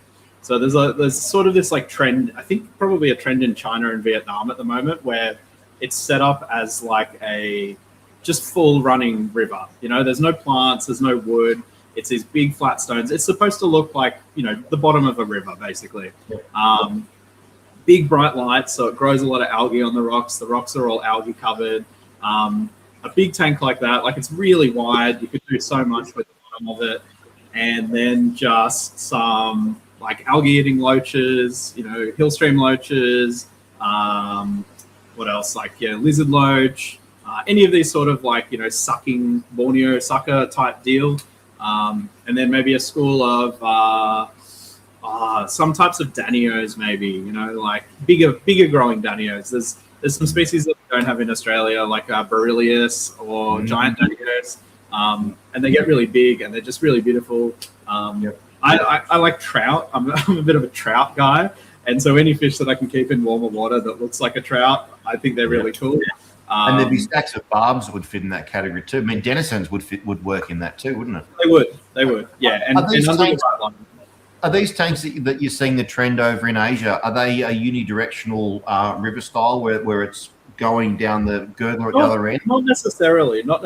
It can just be filtered like any other tank.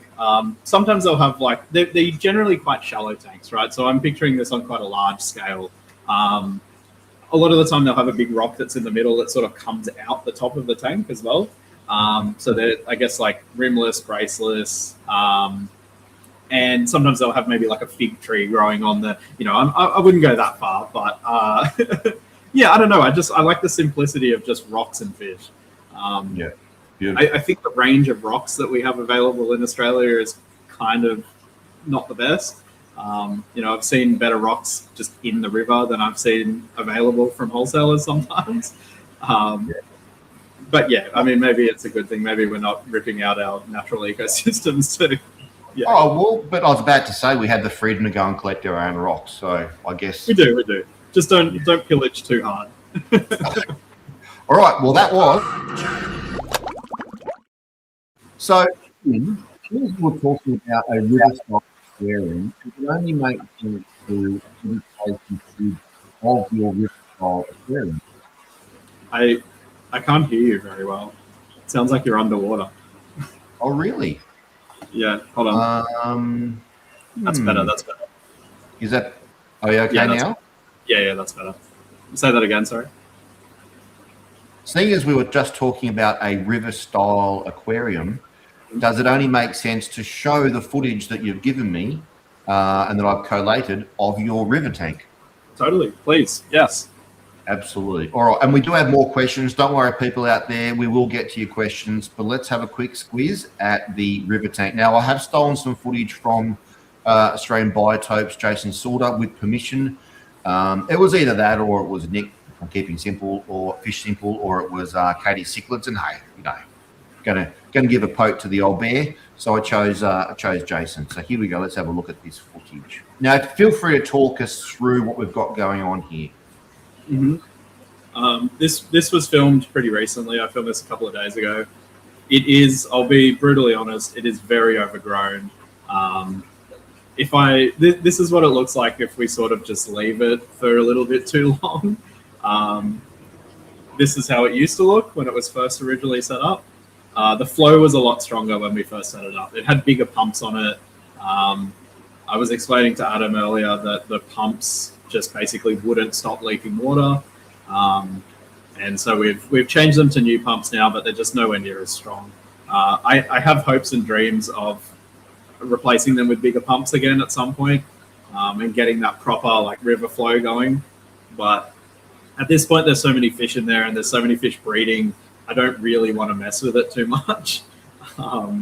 One of the things that occurred to me, Finn, when I was looking at this footage is I was looking at the idea, of course, the water goes one way from the top to the bottom, overflows the weir, and there's enough drainage/suction at the bottom so that no water returns by just general movement. It all goes over the other end.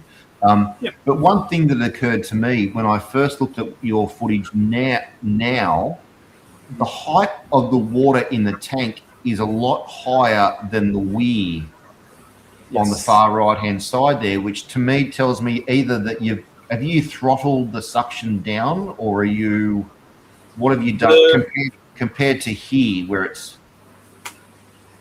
basically so it's definitely got more water in it now.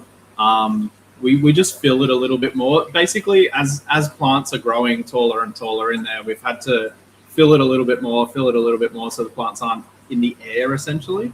But also, it just comes down to that the pumps are not as powerful, so it used to very, I guess, smoothly just flow down one direction. Now it still does the same thing, but it sort of like pulls up at the bottom. So you would almost maybe call it like the lagoon tank now, with waterfall, I guess. But at that point it was really flowing. So this was 6 20,000 litre an hour pumps at full like maximum capacity, and so we were running around 120,000 litres an hour. It was, the whole thing is a prototype. There was planning and there was assumptions on how it would work, but until we actually built it and got it running, we really had no idea how it was actually going to work.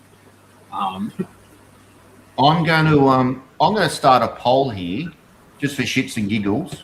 The poll's going to be which type of river do you prefer?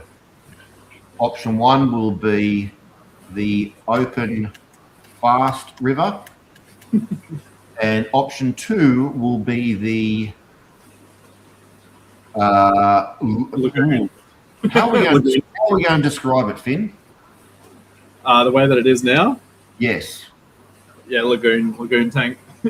Well, I'm going to make it luxurious. How's that sound? Yeah, okay. Or lush, or I don't know, slow rainforest river or something. I don't know. All right, so there's the poll. Everybody out there can, whilst we're looking at the footage here, can vote on that. Remember, just put a 1 or a 2 in there. And Finn has told me that he absolutely will do whatever you say. Look, I've spoken to enough customers. I know what the answer to this question is. I get told every day. All right, so let me just get forward to where you were talking about the pumps. There we go. We're up to there, I think. One thing I love about river tanks is that that sort of turbulence you get, the riffle turbulence you get when the water hits a larger boulder or something that's in the way. And then you get that kind of eddy effect on the other side of it. A lot of the fish that are in there, because it has been set up as like this high flow tank, a lot of the fish that are in there, they really appreciate that flow. So when it used to flow a lot harder, they'd sort of be all scattered around the tank, and now they're very much up in the flow. Hillstream loaches, whiptail catfish, stifodon gobies, threadfin gobies, cherry shrimp. There's like thousands of cherry shrimp in there now. which is a bit of a problem because they're eating eggs of hillstream loaches. And I haven't decided a plan of how to sort of get rid of them without killing the fish. Yeah, that's the original. I know how you can do it. You can dose trichloroform. Would I want to risk it with my blue phantom plecos that are in there? I don't know. I think I'm alright. Backing it up, what was the lighting that you had above there? The Chihiros, what are they? The Chihiros standard 3-foot lights. There's 9 of them. No, 6 of them. WRGBs or the WRGBs. Are they the slims or the anniversary large ones? Yeah, just the big ones, the standards. Right. And are you happy with the lighting? I'm more than happy. I'm looking at it now. The lights are off, but one of them remains red all night. I think the board in it is gone or something. But yeah, they're fantastic lights. I think in this video they're turned down a little bit. We found when they were up too much, it just grows a lot of algae. Now, we were talking about these Jabal pumps earlier on, and we both love the pumps, but you were having a problem with them running dry or external, I should say. They just would always leak around basically the joint that clicks together where you open it up to, I guess, like the cover over the impeller. No matter what we did, they would just always leak a little bit of water. Essentially, the grates that are on where the pump is sucking, they're like a stainless steel mesh. And because there's so much plant matter in there, they clog up really quickly. And then I think the pumps, there's just so much pressure on the pumps that they basically like split, essentially. And so we would come into the shop and there'd be like the whole floor of the shop is wet. Or it'd start just pissing out while we're, serving customers or something. So yeah, now it has Fluval C pumps on it. So these are I think they're about 13,000 litres an hour each, and they're non-adjustable. They're AC pumps, but the J-Bales were 20,000. So we are losing a lot of power. And one day we will be back to how it originally was. But yeah, maybe if a company wants to sponsor us and donate some big pumps, we'll take them, because 6 big pumps is not a cheap option. So Abyss, if you're out there watching this, yeah, the other thing is like we considered using like a pool pump or maybe 2 pool pumps, but they're just too noisy. This thing is like, it's dead silent. You can hear the water flow, but you really can't hear the pumps. We've got pool pumps that run our main system, and they're not quiet. So are each of those pumps running as effectively a closed loop? Yeah. Or an open loop, or do any of them divert through a filtration? Oh, here we go. So this is the one closest to this side. It runs through this sand filter, and then it runs up. When we had the J-Bales on it as well, the J-Bales get really hot, and because there were 6 of them on there, we used to have one of them run through a chiller as well. So there is actually a chiller plumbed up under the tank, but it's just turned off. Do you think the Jabals is because you were running them external to the water body, as like a sump, Yeah, probably. All of those J-Bales that were on there, we are using pretty much all of them around the shop in sumps, and I have no issue with them whatsoever. We abuse them, we do so many things to them, and I've never had to replace one ever. I've had to replace like power packs and Bluetooth controllers and stuff because I've like wet them or dropped them or whatever, but I've never had to replace an actual pump. They are strong pumps, and they are really reasonably priced for what they are. That's a few of the inhabitants. Maybe whiptail. That's called a red-belted goby from the Philippines. They're pretty cool. The whiptails breed in there. There's like about 6 or 7 adults in there, and they reproduce pretty quickly. That's a little red neon goby. There's a fair few of them in there as well. Are these Stiphodon? That's a Stiphodon. The other one is not a Stiphodon. And these guys are from New Guinea? Yeah, Indonesia, New Guinea. I think this species, I think Aniae, this is Stiphodon aniae, I think they may be found in North Queensland as well. Okay. Are the males always that coloured, or do they do it during breeding? They turn it off and on. It depends on the day, it depends on their mood. They're always a little bit red, but that's, like as red as they get. Yeah. People point them out. They're the fish in the tank that people love the most. Yeah. That's one of the whiptails with the eggs. We've sort of, sometimes we'll collect the eggs and raise them. Sometimes I leave them in there. We probably get like a 10% survival rate if I leave them in there. But yeah, he's always on eggs. I guarantee right now he would be on eggs as well.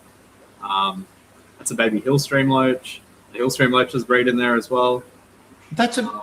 So when they're babies, they have a completely different shape. Yeah, they're long when they're babies. And then a little bit after that, they start to sort of flatten out, and they gradually flatten out. Yeah, right. Yeah. I'm not sure what this is. That was just a sort of, an ambient shot. Just mood. Yeah. Just a bit of mood. How it feels to be in the river. Do you want to know what the result from the poll is? Let me guess. Open fast river. Yeah. There you go. That's what I thought. Yeah, I am aware of that. Partly I'm lazy and I don't want to have to deal with it. Partly I don't want to pay for new pumps. And partly it's a big job. Well, I guess if you were to remove a lot of the plant mass, even and keep the same pumps, you would still you would probably get more aesthetic from those pumps without resistance to flow, maybe. Definitely. I mean, even when I filmed that video, the mesh strainers are like completely clogged up as well. We have to sort of clean those like once a week, or they just get caked up. So it flows a little bit harder than it is flowing in that video, but yeah, nothing like the original. I got to say, mate, when I first saw on YouTube the videos of that tank, I was really excited because it's something that, I mean, what was it? Was it Panta Ray has the river store in their store, and it's like sort of the inspiration. Yeah.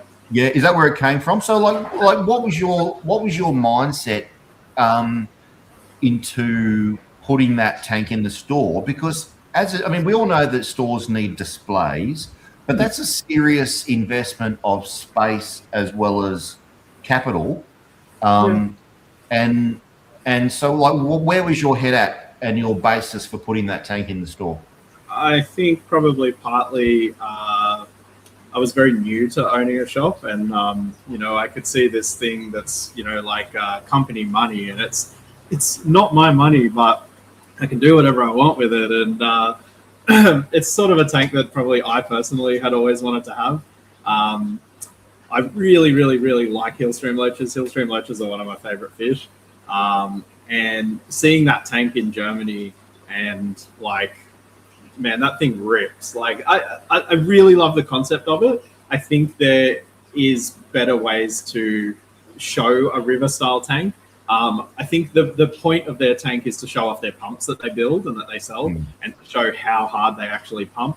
But it's not like a display tank, really, And so I think our thought process was like, let's do that sort of style, but have it so that it actually looks good, and have it, it's a tank that I want people to stand around it and look into it for a long time. And the longer you look in there, the more stuff you see. And there's all of these really cryptic fish species that, like, there's fish in there that I haven't seen for probably 6 months. And, I don't even know if they're in there anymore, but it's really exciting when I go over there and I go, oh, there's that sumo loach, or there's that $1,500 blue phantom pleco.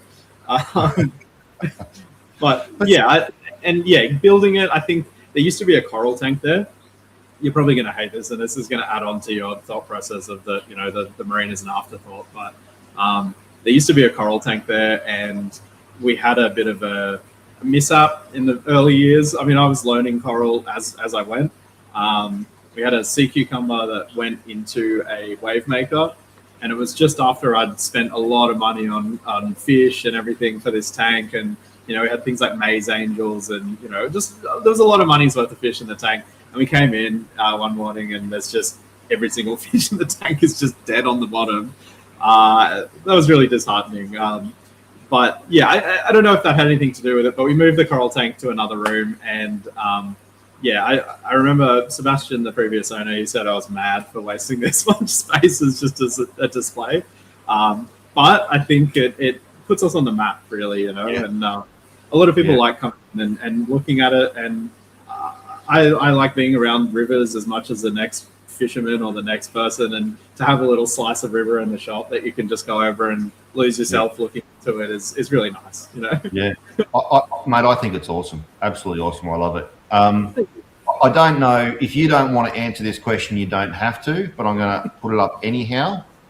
What do the river tank costs to set up? I have talked to people about it before. I think it costs a lot. I think it probably was somewhere around the like $15,000-$20,000 mark. It wasn't something that we paid all in one hit, because every part of it was a payment, or we're paying it off to this supplier, or we're paying this off. So it didn't feel like I'm just handing over that amount of money. The biggest killer is the electricity on it. We calculated at one point that it's costing about $10 a day to run the power just for that one tank, with chiller and 6 pumps and 6 lights, and so I think in the long term we've spent a lot of money on it. But look, hey, to me it brings me $10 of joy every day. I hope that it brings my customers $10 of joy. That's just 2 cups of coffee. Yeah, exactly. And I don't drink coffee, right? So I'm making up. There's a couple of questions about some pumps here. Charlie has said that the Jabao 20,000 litre pumps leaked at the main seal for him as well. I'm assuming that he was running them external also. Yeah, that's exactly the same problem, and it's the same pump as well. Lachlan Woolley says the 28,000 litre an hour Reef pumps. They're the dirty water pumps. I didn't think that Reef was doing pumps anymore. Yeah, right. That's a big pump. Pondworks Mark needs some Oase pumps in there. We are not a Oase stockist, actually, but I'll keep my mouth closed about that one. And Senor Ding Dong, who happens to have some affiliation with a biz, and is going to put the good word in for you. How much are they? The one comment I've got about from the river tank, because I love it, and I've been thinking a lot about it, primarily because I love Indian barbs, and I've also been thinking about certain Australian native fish that are aggressive, such as the Harvey Creek blue eye, and relating behaviour of marine fish such as blue-green chromis, where they kill each other because they're too bored, they've got too much time. They, if you keep them moving, keep them fed, keep them active, then they don't kill each other. And I've got theories about freshwater fish such as the Harvey Creek blue eye, because I rewatched Jason Sauter's video, and you see them spawning underneath a stone where the current can't wash the eggs away. Whereas most people that keep them in a standard 4 foot, 6 foot tank when it's just doing this. But it makes me think about a lot of the fish, and I'm wondering if you thought this way having that tank in the store. A huge amount of the freshwater fish that we keep really, in my mind, should be kept that way. Yeah. At different degrees of speed, because they are unidirectional laminar flow creek, river, stream dwelling fish.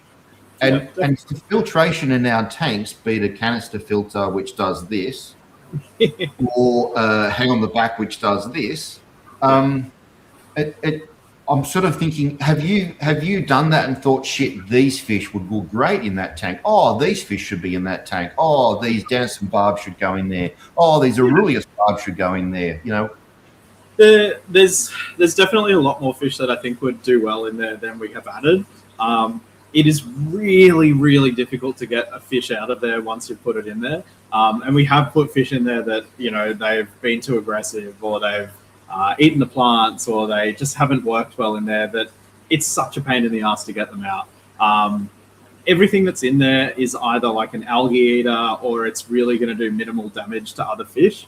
The original setup, it was set up to breed hill stream loaches, and it was set up to replicate a hill stream loach environment as much as possible.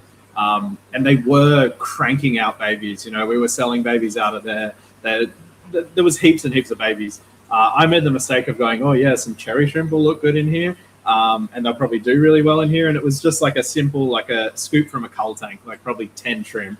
And there is literally thousands in there. And it has just decimated the number of Soelia that breed in there. And I think it's like they're eating the eggs. But in terms of fish that would do really well, I talk to people about this a lot. I think clown loaches are a typical one where there's such a stark difference between a clown loach that has been collected in the wild at a larger size and one that's been grown in a tank. And like, if you look at a 20 centimeter clown loach and one that has been caught out of the river, it's like this slender, long, muscular fish. Like it looks like your forearm or something. It's like this really, really strong fish. And then you look at one that's the same size that's been grown in an aquarium, and it's like this tall, like fat, like short fish. So like, it affects their behavior, but I think it also affects the way that they grow and the way that they look. Anatomy. Yeah. Yeah, exactly. And I think, a clown loach is a fish that in the wild, they're in these like hugely torrential, like complete, like brown water rapids that they're just constantly all day, every day, they're swimming against this hard current. And then you put them in a tank that, has a canister filter or something on it, and they're sitting there, they're eating, they're sitting there, they're eating. I'm sure Blue Eyes would be the same. I'm sure Harvey Creeks or something. I would almost guarantee that they grow fatter and shorter when they don't have that flow. But it would be an interesting thing to see. I haven't watched a video on that, but I will now.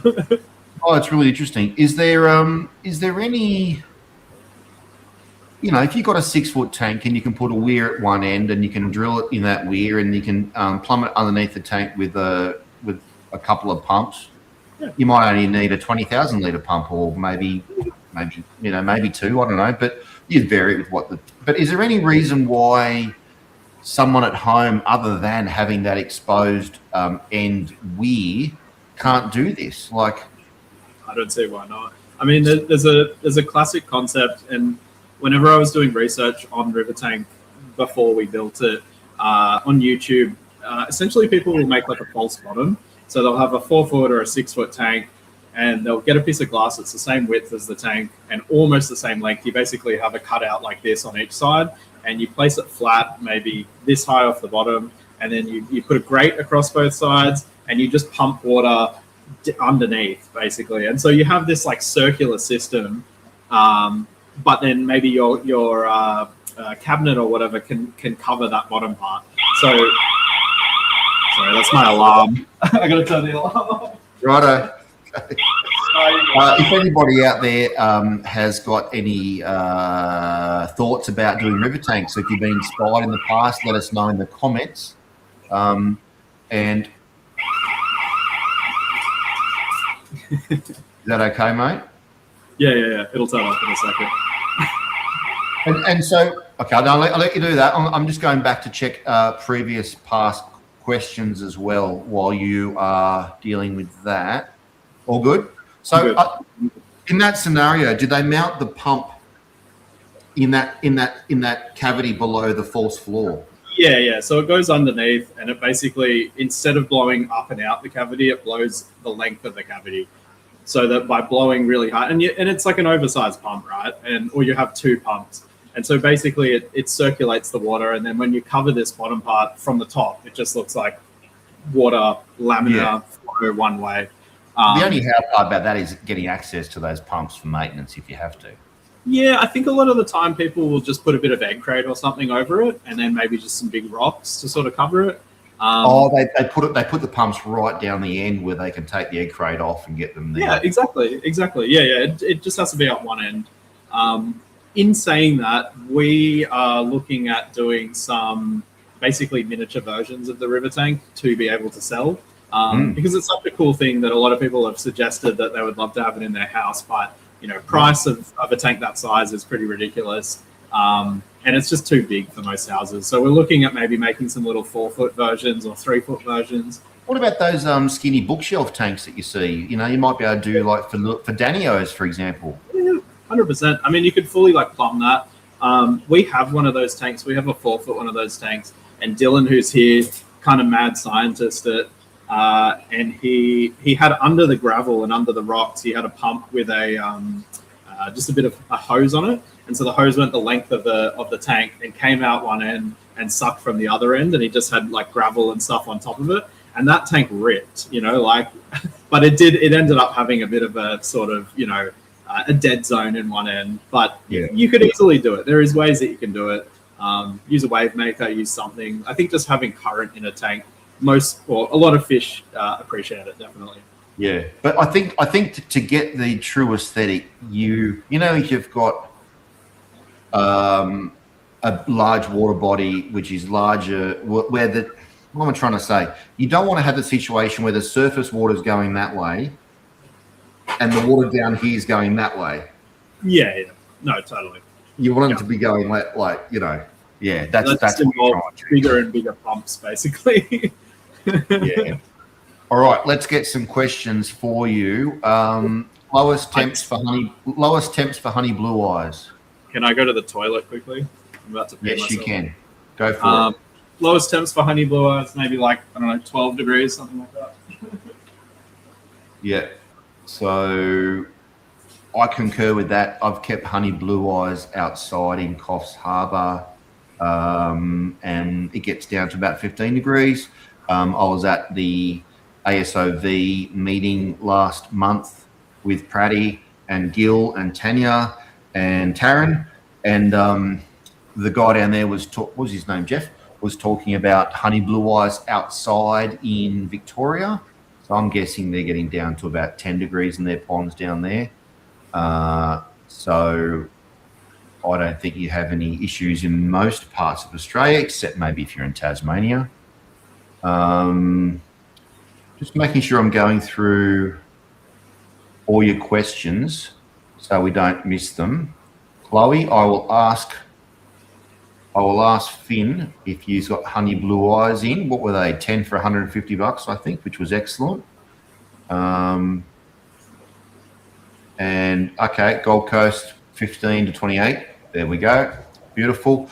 Anyone that wants to see some footage of honey blue eyes in their native environment up on the Sunshine Coast, go check out Jason Sulder Australian Biotope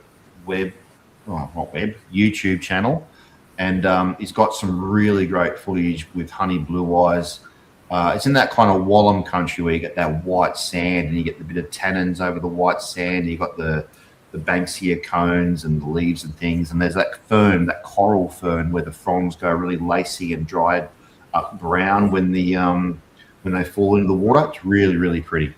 Make for a fantastic looking biotope display, I think. So that's a good one to go and check out. Elzeron. Hey, Finn, Chloe wants to know if you've got any honey blue eyes in the store at the moment. I have about 4, I think. 3 big boys and maybe 1 girl. They've full adult size. They've been here for quite a while. All right. Well, there you go, Chloe. So you can get 4 from Finn. Do you buy Hastatus cories? We do buy Hastatus cories. I typically have Hastatus cories in the shop. We've got Hastatus cories now, which we buy from a local breeder. So yes, I will buy them. Pratty87 wants to know, do you stock large turquoise rainbows? He's asking for a friend. Large ones are hard. Typically, they're probably 5 centimeters. I don't have any at the moment. They've been a little bit difficult to come by recently. But yeah, when we can get them, I will get them. He's asking for me, by the way. Yeah, but I think I might have been hooked up. Hey, Mark. But the turquoise seem to have fallen out of favour a little bit. I don't know why. I think they're amazing.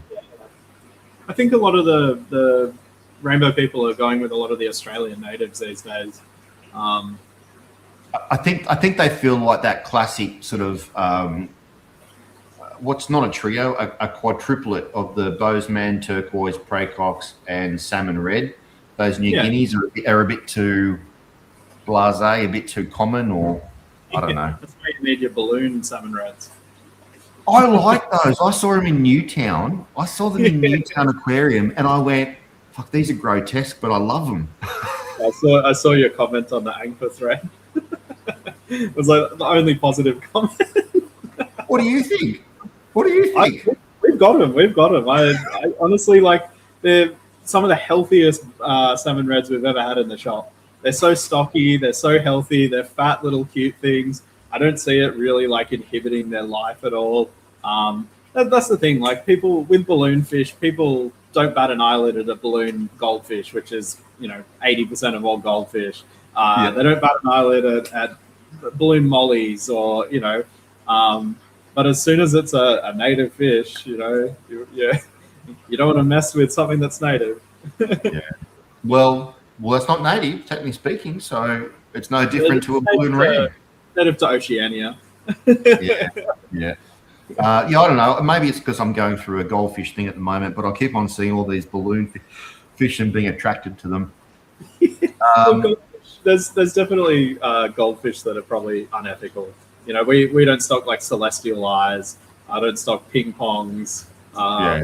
There's some that I think the quality of the fish's life is severely. It's like having I don't know. I might piss off some people, but it's like having a little short-legged bulldog or something like that. Anyway, have you decided to try and branch out into the furries in your store at all? And if so, can you? Look, I mean, if we could keep rabbits, maybe we would sell rabbits. I'm an animal guy. Like, I like animals. We've considered selling reptiles. We've considered selling birds, but you think about the extra maintenance that you've got to do for those animals, and we don't have a huge amount of space. So I think we might not get into the furry guys anytime soon. I don't think we're going to have a window full of puppies, but we might do like turtles or something. That kind of goes hand in hand with aquariums. Or what might be more applicable might be frogs. Yeah, frogs. Frogs don't really do it for me. I've seen a lot. It's like when you go to the zoo and you look at the frog exhibit and you can't even see the frog, or you got to look in the back and he's just pinned up on the back wall or something. But you could say the same thing about a better rubra, though, couldn't you? You could. Or a hill stream loach in a giant river tank. Hey, look, both of those fish, they come out in the day. They're both diurnal fish. This frog's going to be like chirping his head off at 4 a.m. when you're trying to sleep. And then you never even get to see him. I looked after a friend's house and his cats while he was away. And he had a frog, and he asked me to feed his frog. And I put crickets in there every day when I went to his house. And for the 2 to 3 weeks, I did not a single time see the frog. and he assures me it's still in there. But I don't know. I felt like I was feeding nothing. Yeah. I've got a story from when I was a kid. I caught one of the brown striped marsh frogs. That real common east one. I put it in the tank in my bedroom. Annoyed the crap out of me at night time, so I had to put a sheet of paper over the pond, which was, I know, bad. But then I'm trying to feed it. Those bloody big crickets, those dirty big ones with those giant mouths. Not the mole ones. They're hard. They don't bite. It's those bloody big ones with those giant jaws that bite you. Do you know those ones? Or something. I don't know what they are. But I caught this thing and I put it in, and immediately it lashed onto the frog's front leg and was just like wrestling with the frog. And I'm going, oh. So I had to grab the whole thing. I hooked it outside on the porch garden area. No animal was affected. But it just goes to show the shit that you do when you're little and you've got no idea. Yeah. We've all been there. I've got a soft spot for cane toads. I need to admit that. I think they're really like, obviously they shouldn't be here, but I don't understand the hate. Like they're just trying to make it the same as everyone else. They just want to live. Oh, here we go. I'll pull it up, the cane toad photos. I've got a lot of photos of cane toads. I think cane toads are cool. Look at that guy. He's cool as. There is some footage with you playing with frogs here somewhere, or toads. I like that you got our messages up on that as well. Oh yeah. Oh no, tokay geckos. Yeah. This is maybe not safe for work. No. All right. Regardless, there's some cane toads there. Yeah. there we go. Are they cane toads? They're cane toads, and on my crotch, that's my belt, I swear. I'm just confused why your belt is partly undone. Look, I was relatively intoxicated, I think, at that point. Perhaps had been, taken a leak and found said cane toads.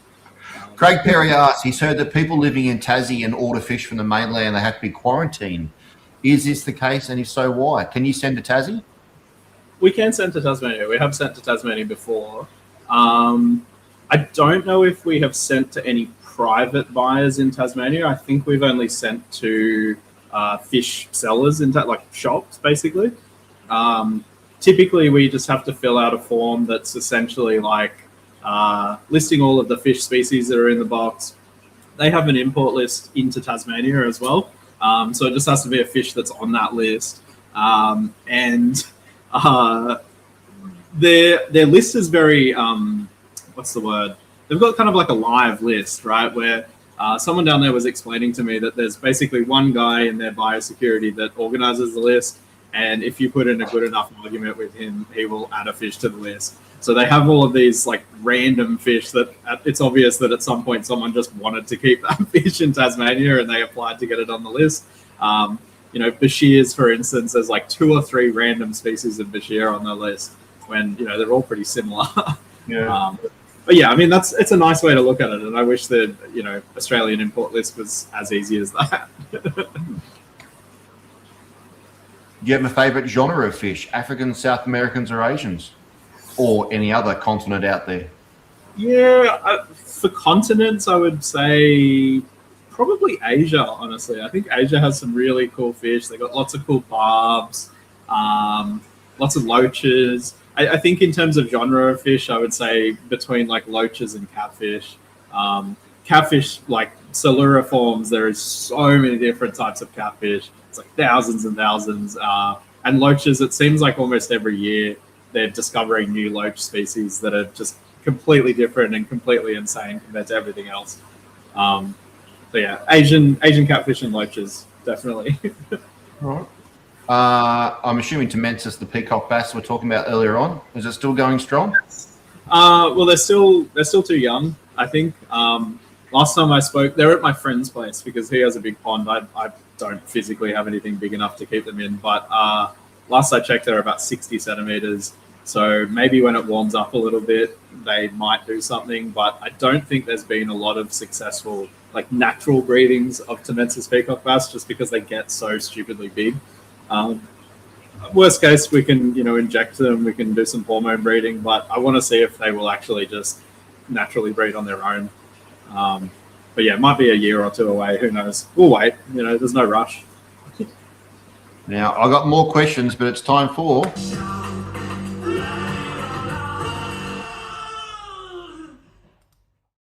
Now, I hope you've been thinking about what shout out that you might be able to make.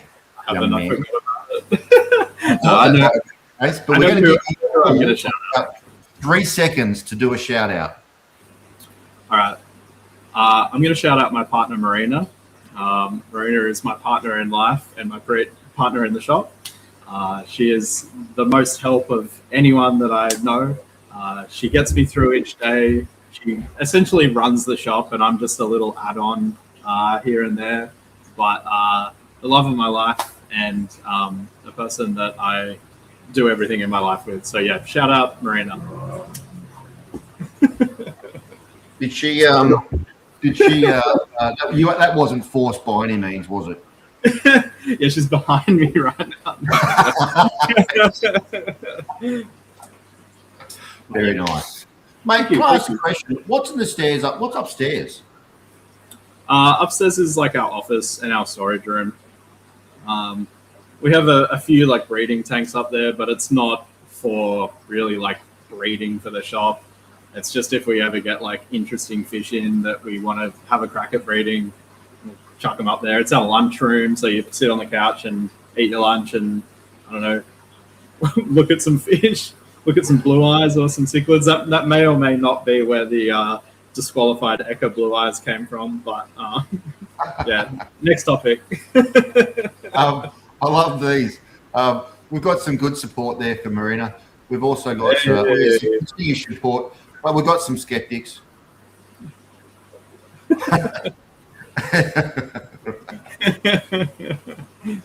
All right. I am. Sorry, mate. I'm just trying to make sure I've got the questions.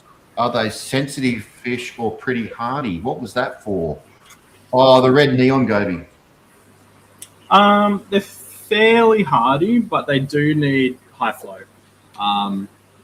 We when we have them for sale, we keep them in our main system, and it's not high flow, and they never really show their color.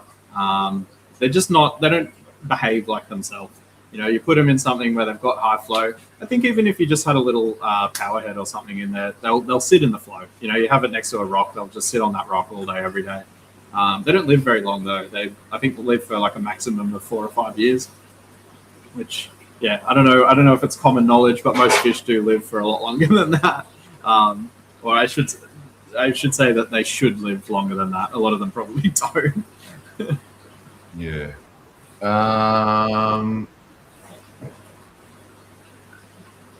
I've got an ACQ 12,000 Jabal submerged as my main fish room circulating pump. Anyone got long-term experience with these? Have you experienced that? Would be the AC model. Have you used the AC Jabals? I've never used the AC models, but I mean, if they're anything like the DC, they should be fine.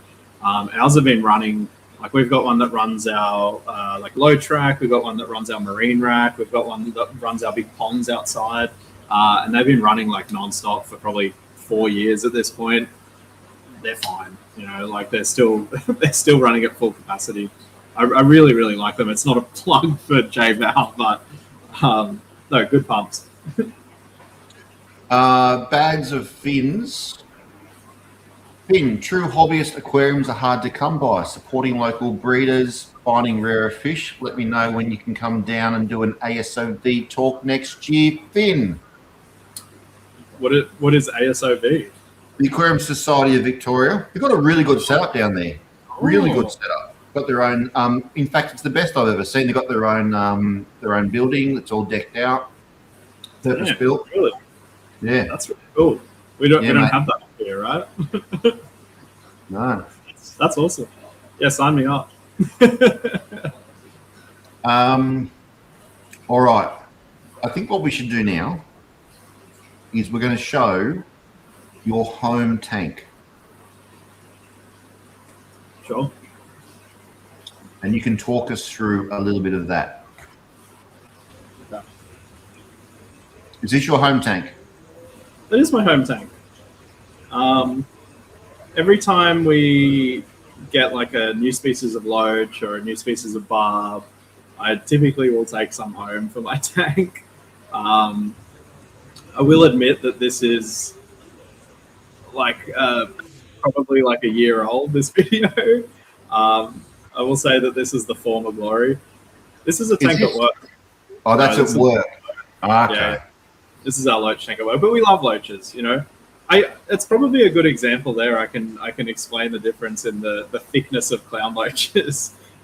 You can see some of those are really long and skinny, and some of them are really, really fat.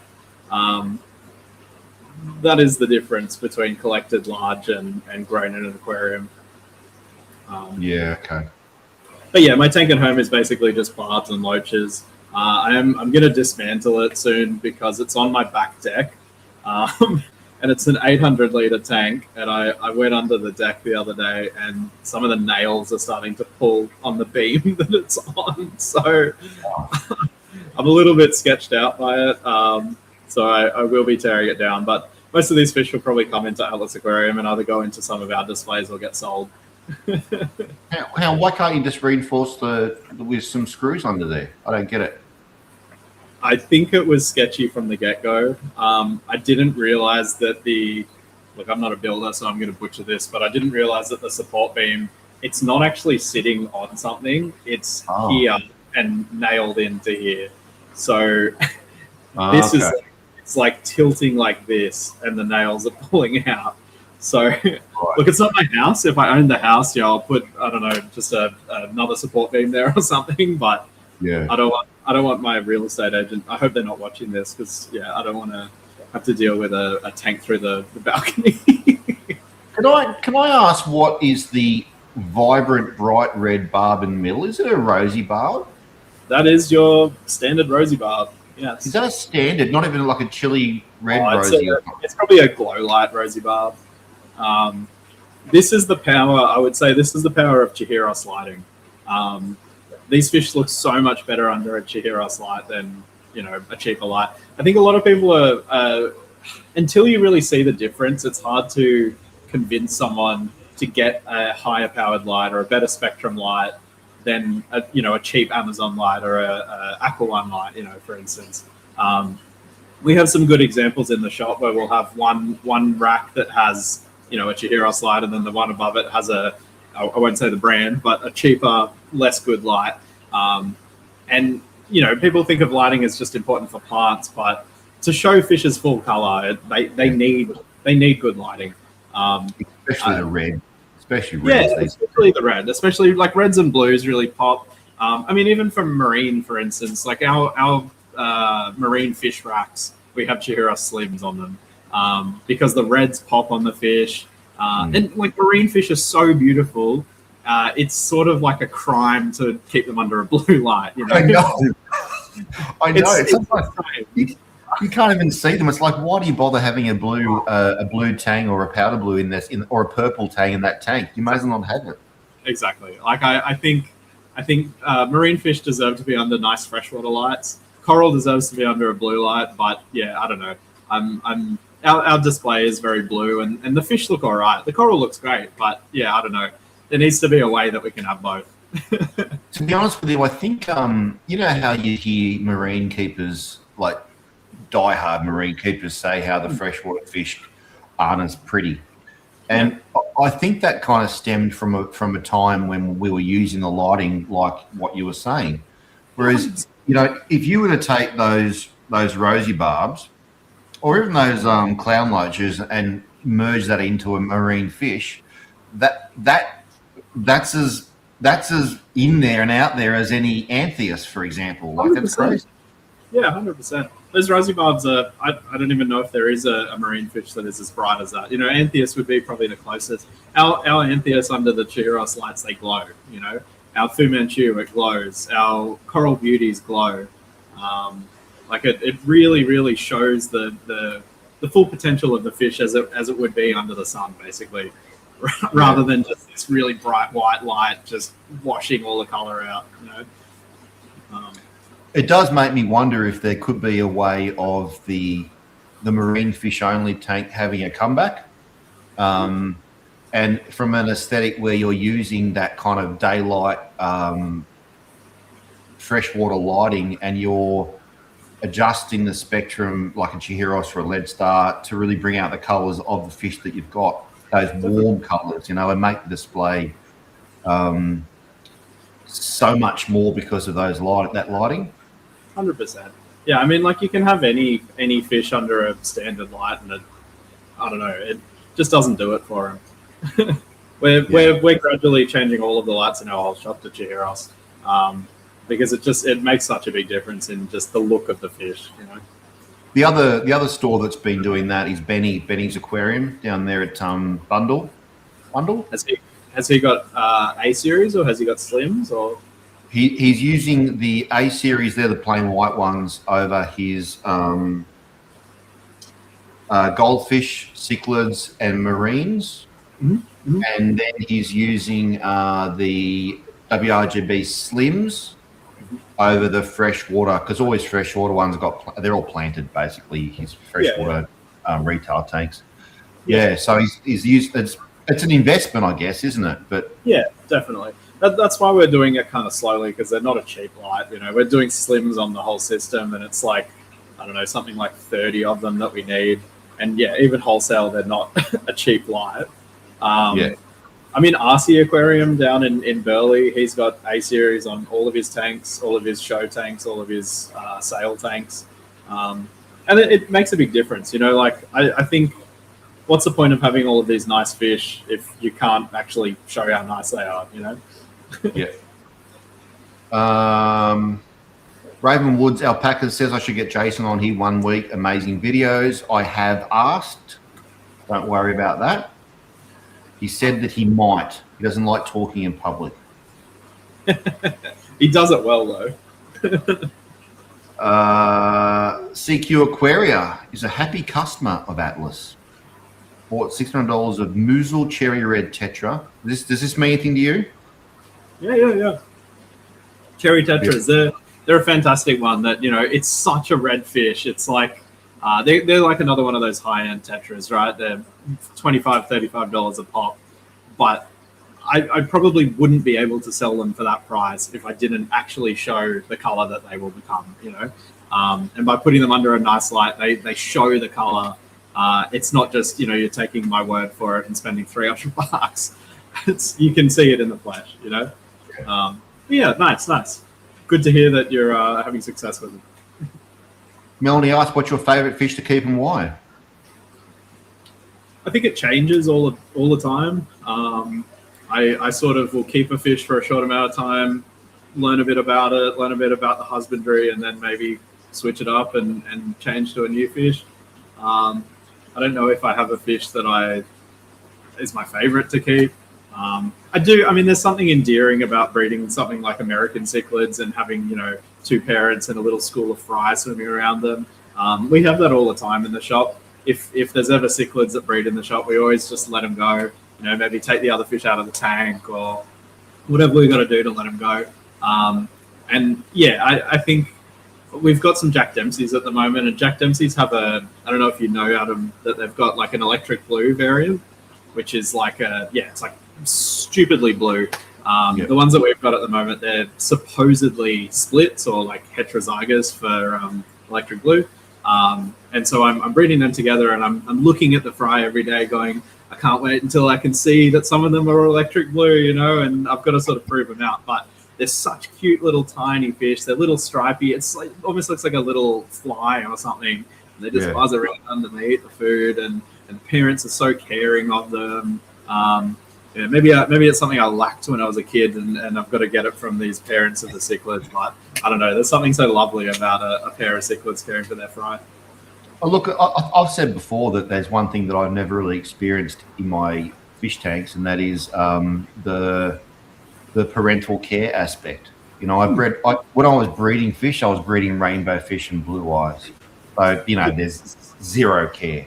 But the more I listen to podcasts and get exposed and talk to people such as yourself, the more I get curious about that parental care that comes from a cichlid or a betta, for example, you know, and just going through and observing that up close. It'd be interesting. I mean, it can be something as simple as a convict cichlid. Like, they're still just as diehard parents as any other cichlid. They'll breed it, you know, that big, and it's all fun until they eat their fry. But can they bring the babies into you? Yeah, sure, why not? Hey, look, we're breeding convict cichlids at the moment. They're quite a popular fish. Yeah. They're cheap. They're cheap. They're really easy to keep. I think they're a really good fish to sell to like kids that want to get into it, because they're going to be hard pressed to kill them. They will breed in like when I was young, I actually bought like a secondhand toilet bowl, and I had this plan of breeding convicts in a toilet bowl. I never got around to it, but you know, they will breed in anything essentially.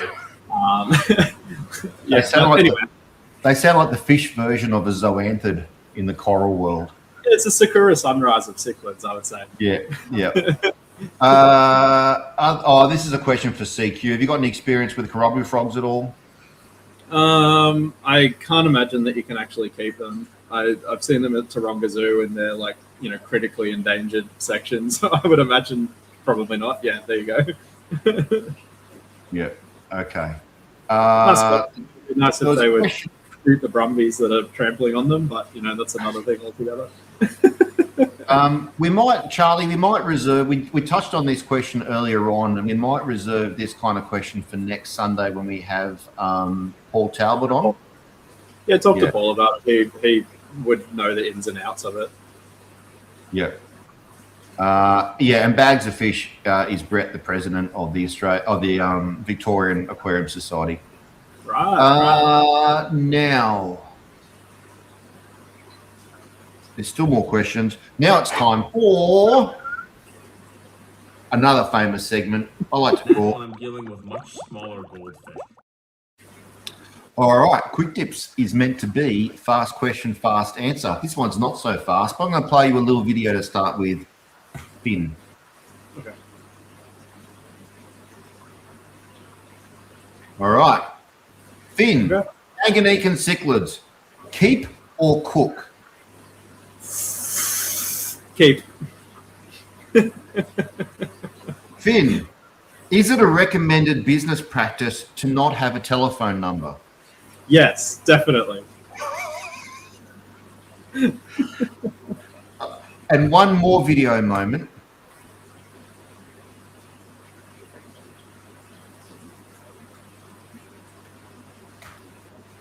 Do you have a thing for big things? Look, this is not a quick answer, all right? I got a gripe with a lot of big things, but yes, I do. So you got to think. You got to. Okay, let me ask you this question. Now let me ask you this question because you showed some footage earlier on. This is going to be a serious note here. You showed some footage earlier on of a tank of juvenile Saratoga. Mm-hmm. And you got red-tailed cats and you've big clowns and all the rest of it. And I guess I've always been fairly outspoken saying that I think every fish should be available in the hobby, but that not every fish should be available over the counter. Like, in other words, you want a Saratoga? Yeah, I'll get you a Saratoga. I'll want it for you. No worry. And thereby eliminates that cheap barramundi purchase for $19 because it's an aquacultured fish for a kid that's got a 4-foot tank. You know what I mean? Yeah. But then on the other hand, I go, does it matter? I'm gonna eat a flathead for dinner. Does it matter if the barramundi's gonna die prematurely? It's this whole yin and yang. That sounds terrible, I know. But what's your thought process on that big thing? That's kind of my thought process as well. Is that I think I don't value the life of a fish more because it grows bigger. I think if a kid's buying a fish, the kid's fish is probably going to die. I don't, that sounds morbid, I guess. We're in an industry that's, the only ethical thing that the industry could do is stop selling live fish, I think. It's, I guess we're using animals for profit. It's not much different to farming animals or for food or anything else. But I think there probably is a lot of fish that end up in tanks that are too small. I don't know. I think without some kind of licensing system or anything like that, I think it's just entirely up to the ethics of the person that is buying them. Someone can buy a goldfish this big and put it in a bowl. We make some effort in here to, dissuade them. I'm never going to flat out. I'll rephrase that. I will say no to people on occasion when I know that they're just basically going to torture this fish to death. But at the end of the day, people can lie to us. Sometimes I feel like people will sort of decline to sell a fish to them, and they can just go up the road and buy it from another shop. It's not going to stop them from doing it. I don't know. I think buy those fish if you have somewhere to keep them. it's all too classic. I mean, I heard it twice today. You know, it was I want to buy this Stingray. What's the size tank that I need to put it in? You know, and I explained to him, you know, I want to buy it for my kid. I want to buy it for my son. His birthday's coming up. His son was, I don't know, 11 or something.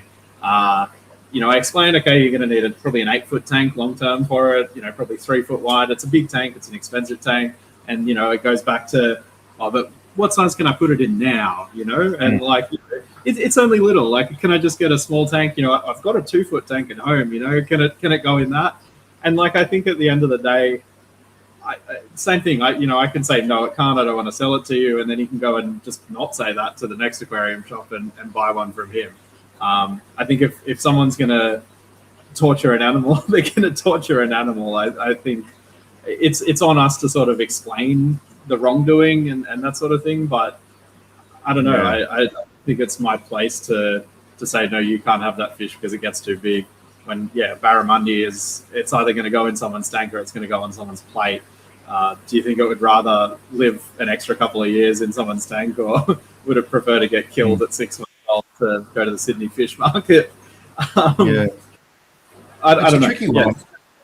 And I think that's the reason why I was going down the pathway, that if some of those fish aren't in front of people's faces, and the people that do ask about that stingray are ones that know about stingrays, and therefore they're not going off a impulse.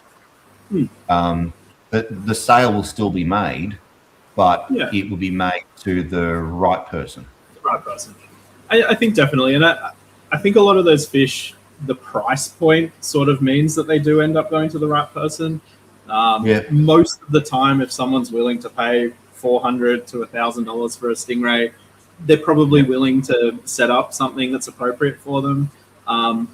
Not to, like, I don't know, shame any one group of people, but it does tend to be wealthier people that see it as just a flippant, you know, small amount of money. It doesn't matter if it dies. It's not an animal. It's just a thing for my son to play with, sort of thing, you know. But I mean, they'll do that to a goldfish, right? And who am I to say that the goldfish's life is worth less than the stingray's life? Think of how many goldfish are dying every day in bowls, you know? Fair enough. Fair enough.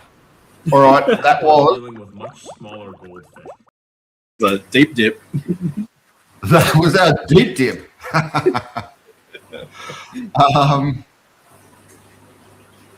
Have you got a dream fish you haven't kept yet? There's a fish, you might want to Google this one. There's a fish in like Mongolia or China, Mongolia, called a taimen. And it's like this salmonoid fish. So it's related to salmon. It's related to like Taiman or Men. Taiman maybe, or En. Might have to type in fish.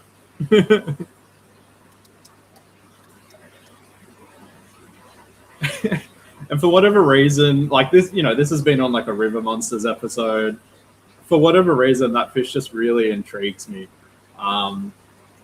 It's just like this. It looks like a trout. Yeah, it's like a giant trout or like a giant salmon, basically. There's a species of it that they're not even sure if it exists still, because it's exclusively found in the river that borders between North Korea and China.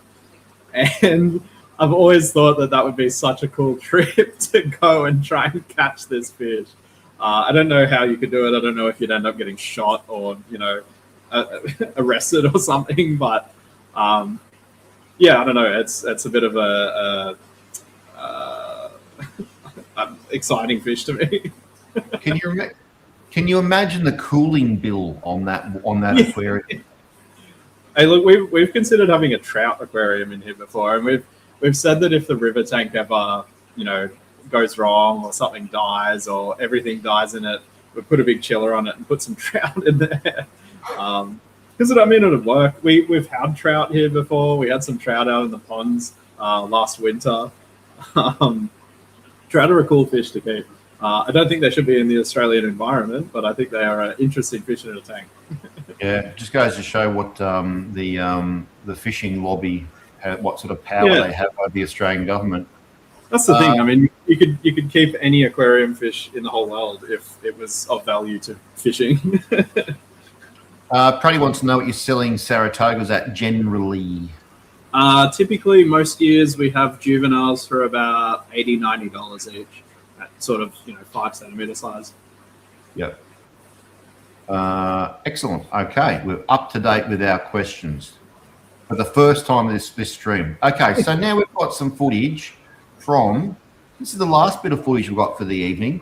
This is going to be some saltwater stuff, mate. So, just for context, I do recall that you built a outdoor shed slash enclosure. I'm not sure what I would call it. We called it the predator ponds. Predator ponds. It was the salt water, weren't they? Yeah, they were saltwater. They still exist. Right. So do you want to describe what your concept was to the audience? So basically, I have this sort of obsession with marine fish, but I have this obsession with like predatory marine fish, and I probably have it because I'm a fisherman. The fish that we're catching, it's like coral trout, mangrove jacks, jewfish, everything like that. I think they're sort of underutilized in the marine hobby. I mean, you have some really cool tanks. I love seeing like your flagtails in your tank. I know that's not a full predator, but fish that don't often get seen in aquariums. And so the idea was that this is a tank that we could have all these big predators in. People can come and see them, come and feed them. It went well for a while. Sorry, I'm going to sneeze. No, I don't have to sneeze. It went all right for a while. We had some issues. I had some like temperature issues. I had some disease issues, and we basically just pulled the plug on it. So what were the tanks? What were the tanks that you were using? Did you have tanks built, or you had some already? So one of them is this big like square. I think it's about 3.5 or 4,500 liter fiberglass tub that came from an old goldfish farm. Had these little tiny windows on the corners, but nothing on the front. We have put windows on the front after resealing them a couple of times because they kept leaking. And then the other one is like one of these classic Chinese fiberglass with the glass window, sort of low. It's like an 8-foot tank, maybe 4 foot wide, 3 foot tall, and they're plumbed into each other. So the big one just overflows down into the little one, and then the little one goes into an IBC that's full of K1, and it just has a tumbling K1 filter. And these were in your outdoor shed that you open the doors during the daytime and shut them at night time, do you? That was the idea. The idea of the doors was to sort of, keep it warm in the night in winter and keep it cool in the day in summer. But honestly, it's not insulated or anything. I probably could sit in there and insulate it properly, but the doors didn't make much difference. So the doors stay open now. But yeah, I really sort of refrained from trying to heat it in winter. Exactly. It's just such a big body of water. It would just cost so much. So we basically tried to put a lot of local fish in there that, we'd either caught or got from suppliers. We got a lot of fish from the seafood market. I'd go to the Asian seafood market and buy coral trout, that sort of thing, and chuck them in there. And I think the temperature wasn't too big of an issue. It had a bit of fluctuation, which I think wasn't great. It'd get quite hot in the day and then quite cool at night. But really, I think what most of the fish ended up succumbing to was we basically just had like a outbreak of Brooklynella in there, and it just, everything just got molested by that. Do you think that the mistake there was getting the fish from the seafood market? Because I've seen the ways. We have a pinpoint of when the Brooklynella got into there. I won't say who did it, but it perhaps might have been someone's fault. In terms of maybe a Brooklynella dead fish in a tank in the shop being fed to some of those fish that were in there. And essentially, once we got that in there, it wiped out a big chunk of the fish. It was a lot of money's worth of fish. It was a lot of fish that we had grown up. So it was pretty disheartening. And I think eventually we just went, no, it's too hard to run a marine tank out there without just pumping shitloads of money into it.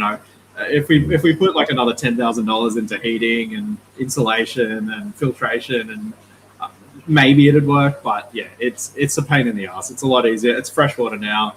It's got a 90 centimeter barramundi in it. It's got a bunch of salmon tail catfish in it. I don't have to do anything. I top it up when it evaporates. We water change it every now and then. They just eat pellets and they eat bits of cut up seafood, and yeah, it's a lot easier to manage. So is it currently running as a display, or is it as for sale fish? It's a display. So the barramundi is a barra that came from an anaconda store that he was just like in one of their tanks and he outgrew it. So he's been in captivity since he was little, but he's huge now. And then the salmon tail catfish, it's a fish that I've always sort of wanted to try and breed. And so we've been like collecting big salmon tail catfish, and they're all maybe like 40 centimeter, 50 centimeter. And salmon tail catfish are a mouth brooder, so they have a mouthful of eggs. So to me, that seems like it should be a relatively easy fish to breed, given space and enough food and all that sort of thing. And they sell for quite a bit in aquariums too. So not that's money making scheme, but it would be nice to have a easy supply of salmon tail catfish. Yeah, sure. Okay. All right. Well, I'm not sure where this footage. I'll start playing it, but I'm not sure where this saltwater footage stems from. It could be from outside. It could be from out the back. I don't know. Let's have a look. Cool. What have we got going on here? This is Queensland. This probably falls into your category of should it exist. You know why? Because it appeals to freshwater people as well, and it's one of those ones that really, when it gets big, it has to, all of a sudden the requirements just completely change. Yeah.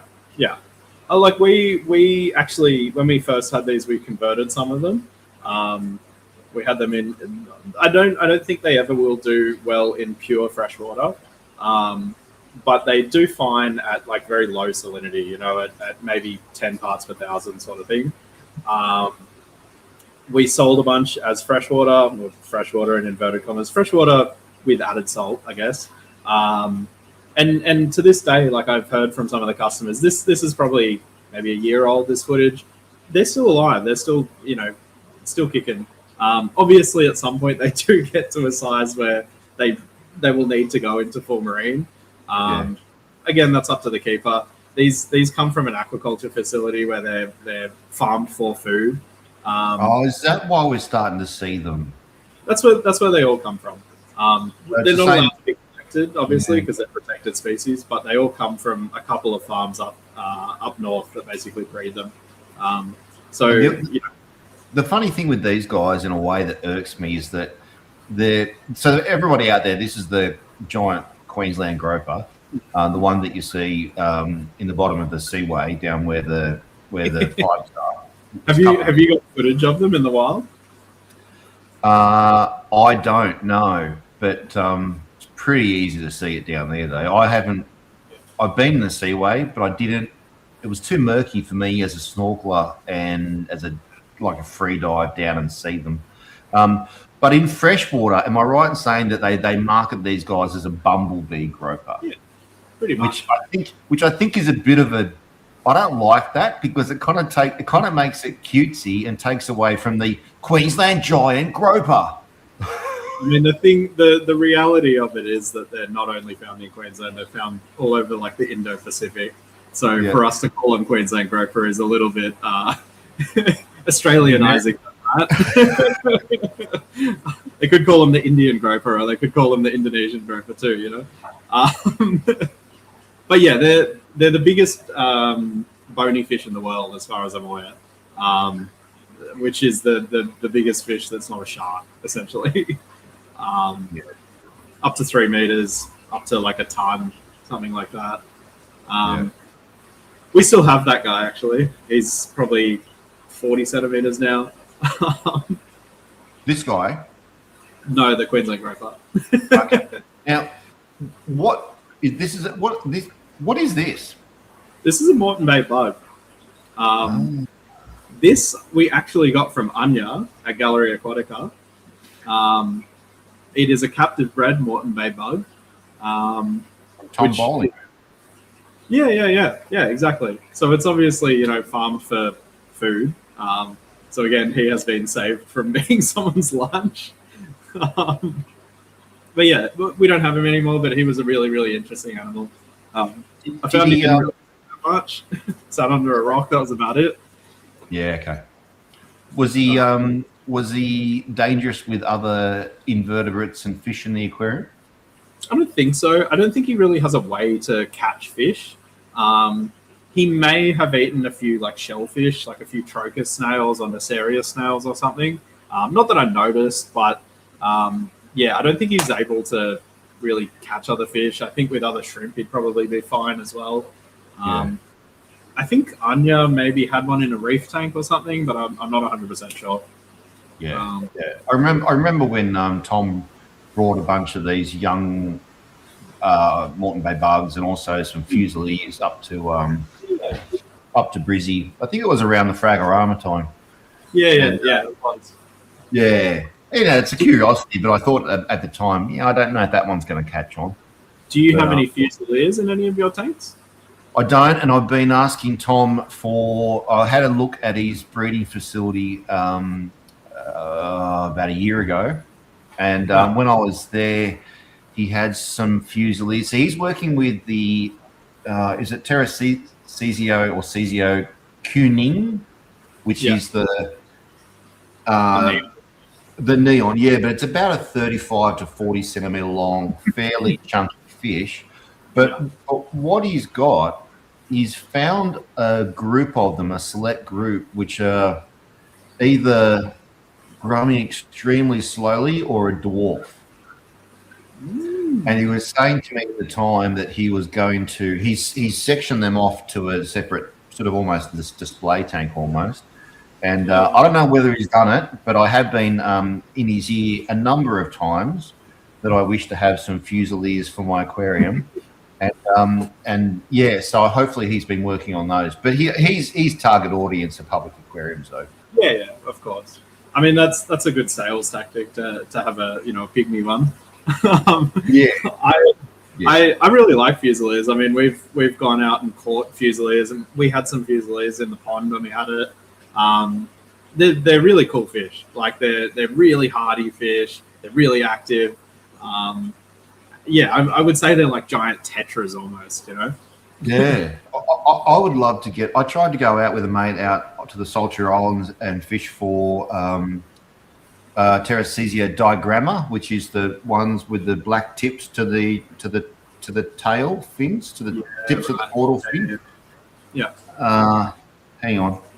It'd be interesting to know if you went. I'll Google it for you because I'd love to get some. And if you were fishing for these same ones, it'd be great to find out where you caught them up in Queensland. I think it's. Have you got any of those paradise thread fins in your tanks? I've seen a couple in the river. Yeah. Is that the fusilier that you caught? I honestly can't remember. I mean, it looks like a fusilier. But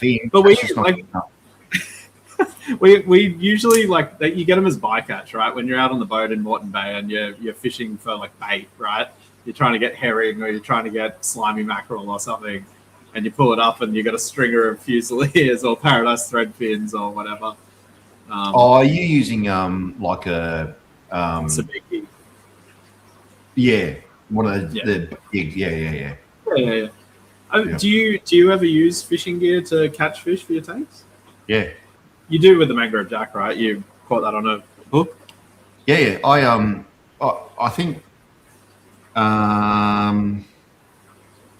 most of those fish, most of the wrasse, any of the snappers, the gropers, stripies, the monos, were caught. I just go to my fishing tackle store and use the little traditional nymph fly fishing hooks. Yeah. So I go from a size 14 to a size 20, depending on what size fish they are. Yeah. I used to catch heaps of little mangrove jacks when I was a kid, just off like the Brunswick heads, fishing co-op off the jetty there with little tiny oars. You catch 100 Moses perch for every one mangrove jack you catch. But, Oh yeah. Well, you've got to see the fish first. You got to sight. You can't just drop a little hook in the water and hope that mangrove jack's going to come. But they're shy and slow, right? Brim will come up and eat it, and everything else will come up and eat it. I found they were so shy when they were little like that. Really shy. Whereas it was really territorial as well. They'll guard their little rock, but if you come near them, they just go under the rock. Yeah. Hey, you might be able to answer a question that I had a lot of people ask me, and a lot of people were hypothesizing, is that the right word? The answer to this question. And the questions were asked after I put my video out about the mangrove jacks as a baby. So if a Queenslander... Yeah, I know where this is going, because I think people have asked me that before. What if a Queenslander goes down to New South Wales and catches one and brings them back here, are they undersized still? Yeah, so if they go down and they buy a recreational fishing permit for the day, they catch one in the Tweed River and it's below 35 centimetres, and they bring it back to their home in Queensland, is that legal? I think it's still illegal, because I think it's a possession limit, right? It's not a capture limit. So you're still in possession of one that is legally undersized in that state. That would be. I mean, there's a lot of those little weird sort of loophole things in fisheries and stuff. I mean, a classic one that we get is barramundi, right? There's a size limit and there's a bag limit. If I, as a shop, buy 1,000 of them from a hatchery, am I then above the bag limit and above the size or below the size limit? And I've asked fisheries guys, and they can't give you an answer off the top of their head. It's something that they would need to get back to you about, because it's just not it's not an obvious thing. Obviously I could say, I got them from a hatchery, but I could also go down to the river and catch them. And I think the answers are fisheries guys don't know. Let's face it, fisheries is designed around fishing, not 100%. Around people that are collecting or keeping. So I mentioned this one. So in Queensland, you guys have got a size limit for surgeon fish. All of them, or is it just surgeon fish? Surgeon fish. Yeah, right. So it's surgeon fish. I don't know if it was 25 centimeters or 30 centimeters, but regardless, you've got mangrove jacks, trevally, surgeon fish. So that means that although you don't need a permit to go and collect for your aquarium, if you go and catch a convict tang in the seaway, it's undersized. You're breaking the law. Is it surgeon fish? Does it have genuses, or is it just surgeon fish? Really? Surgeon fish. Acanthuridae. Yep.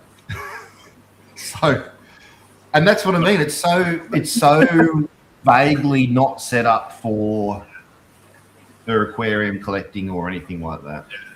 Yeah. I think a lot of the aquarium style fish, butterflies and angels and that sort of thing, I think they still have I think some of them have bag limits and that sort of thing. I spoke to them on the phone once because I was interested in doing it, and they were telling me that there's a separate list of ornamental species that you would collect, and they're not on the standard fishing list of size limits and bag limits. I've never seen that list. I don't know if you've seen that list. Is that for commercial operations though? Maybe it is. Yeah, I don't know. Yeah. Maybe it is. But he basically on the phone, he was telling me that would be what I would need if I wanted to go and collect fish for myself. So it might be the same rules for commercial as it is for. Obviously, you can't sell them, but see, maybe he was thinking it's because you're going to go and collect them and then sell them through the store. Maybe, maybe. Yeah. I'd love to have a license to do that. It'd be a great license to have, but I'm not willing to spend the money. Oh, that's yeah. I mean, a freshwater license I would buy in a heartbeat. I think that would be an amazing license to have, but they just don't give it out, right? It doesn't exist. I I think, wasn't it the case that there was some freshwater permits in North Queensland, but then they, I don't know, died, retired, whatever, and they've never reissued?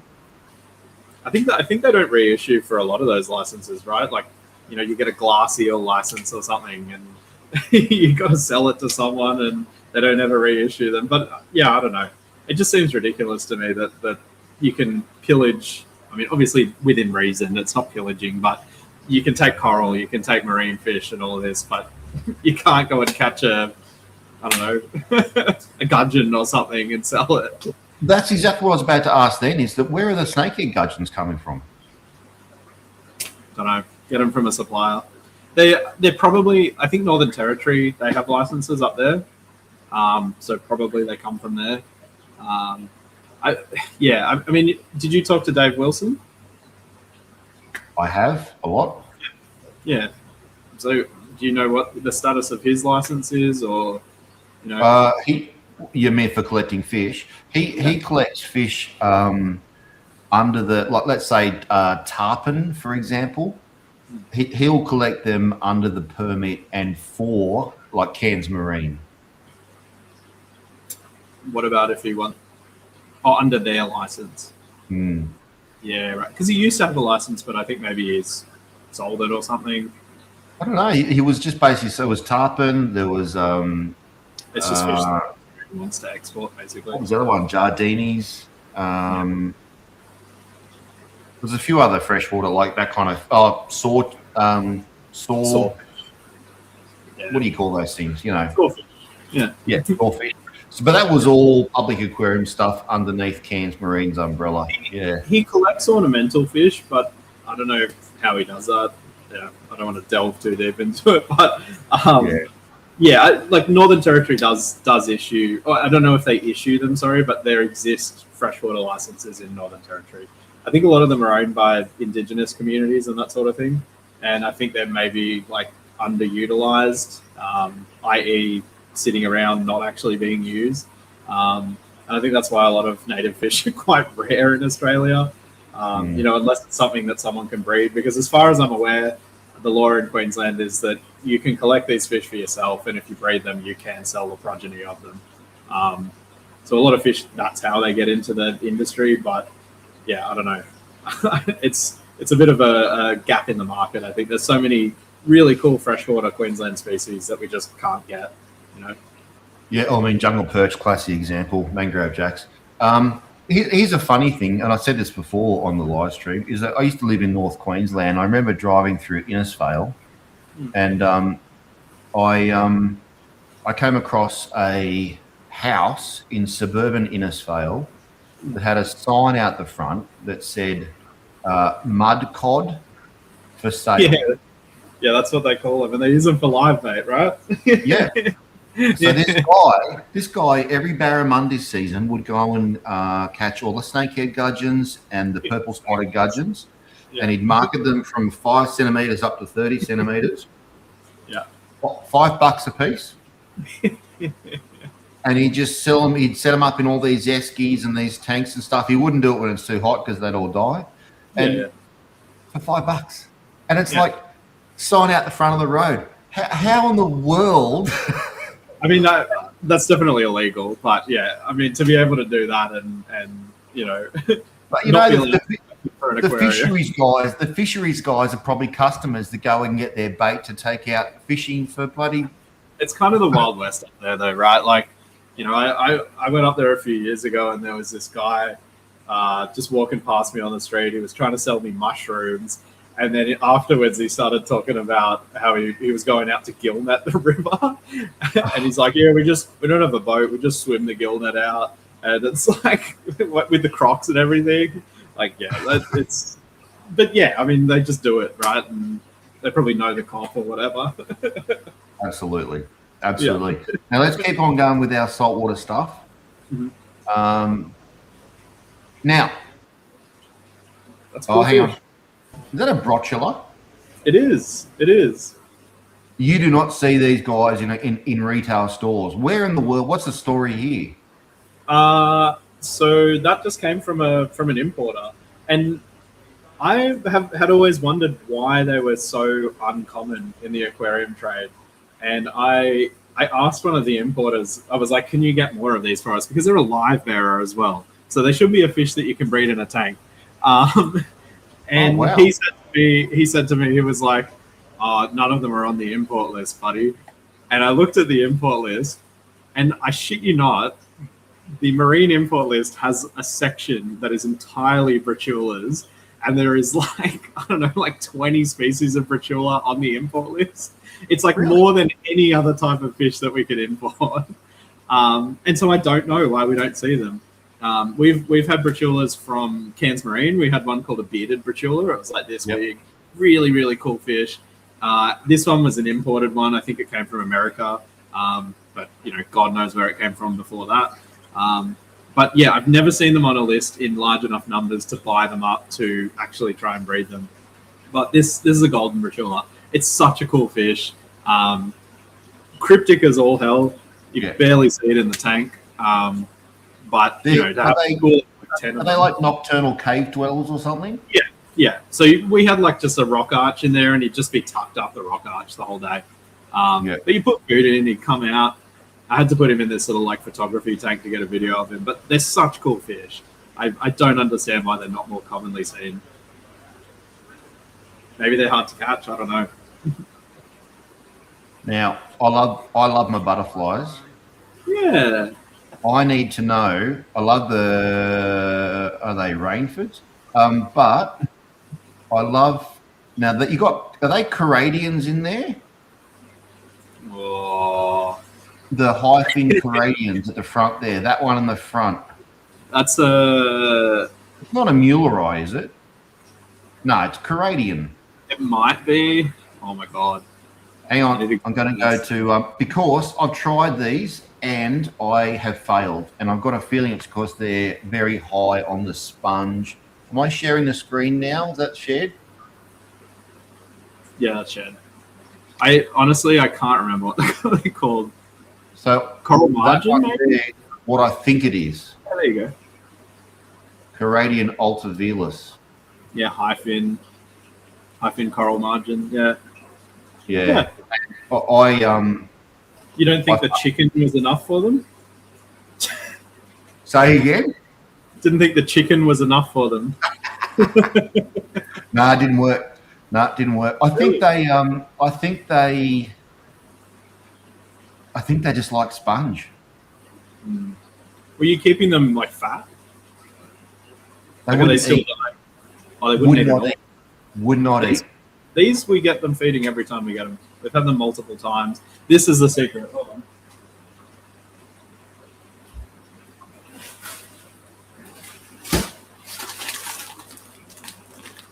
Yeah, no.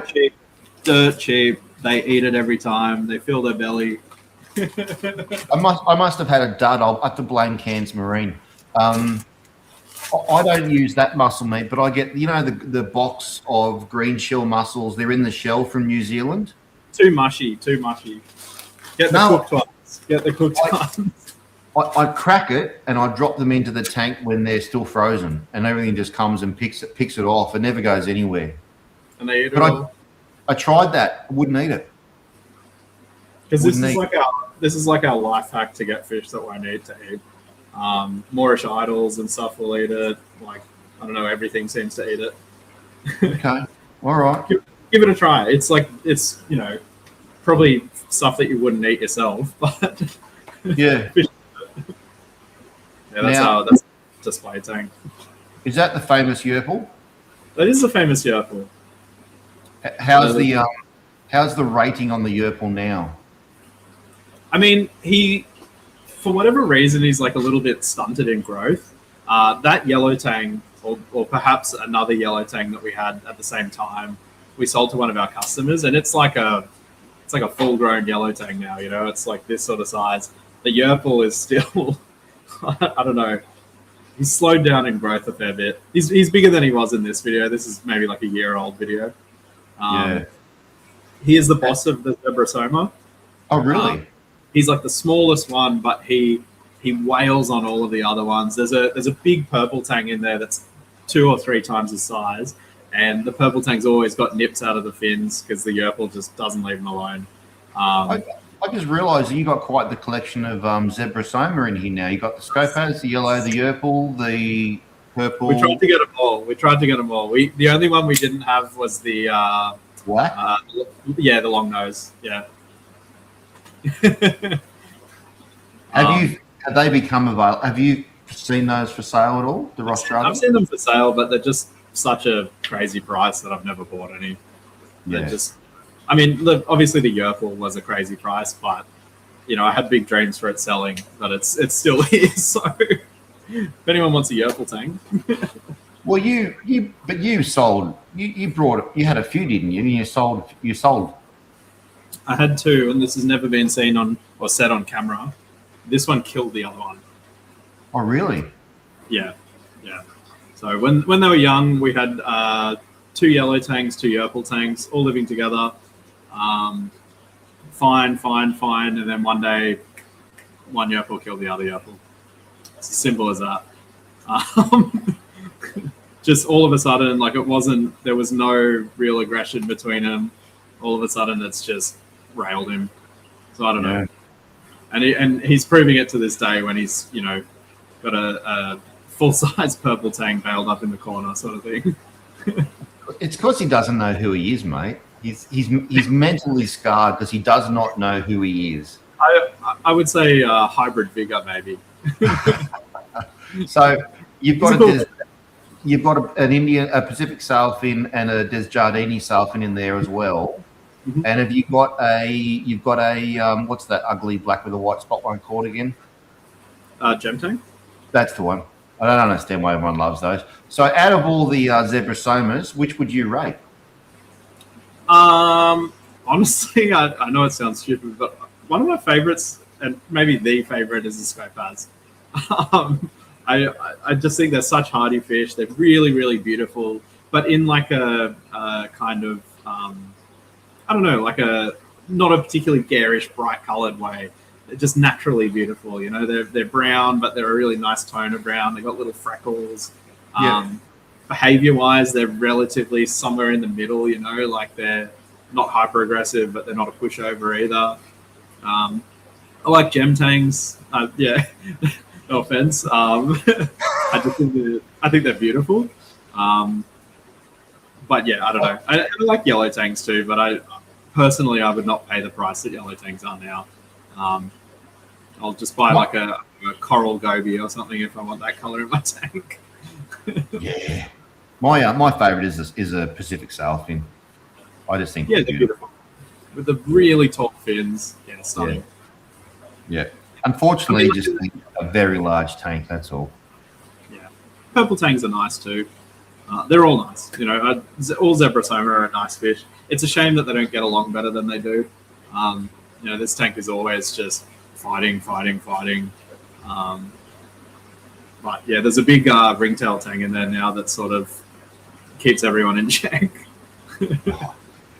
Now, the next fish you've got, it's a Spanish hog, is it? The next fish you've got coming up, which I think is what we would call a wolf eel. Yeah. He's just one that we had in the shop for a little while. Again, really cool. You don't see these guys in stores. What's the go? I don't know. I don't know if I've ever seen one on a wholesale list. I feel like it's probably the kind of fish that maybe Cairns Marine might have every now and then. But yeah, I don't know. This was one that we got off a customer, and I think we got it off a customer and we sold it to another customer. But yeah, he was a cool fish. He used to eat out of your hand. I don't know. It's not even that big of a fish. It's not that predatory of a fish. You could keep that in a reasonably sized aquarium. He's maybe like a foot long or something there, Feeding time for the big boy. Now, what sort of groper is this? I think he's a passion fruit groper. Passion fruit. Or a peacock groper. He came from the seafood market.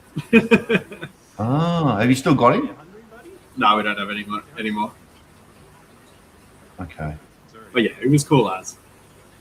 I like my big gropers. They're almost like a little bit too intelligent or something to keep in a tank. I feel like they look like they're thinking too much, and sometimes I feel guilty having them in a tank. Yeah. Pufferfish sort of give me that sometimes as well.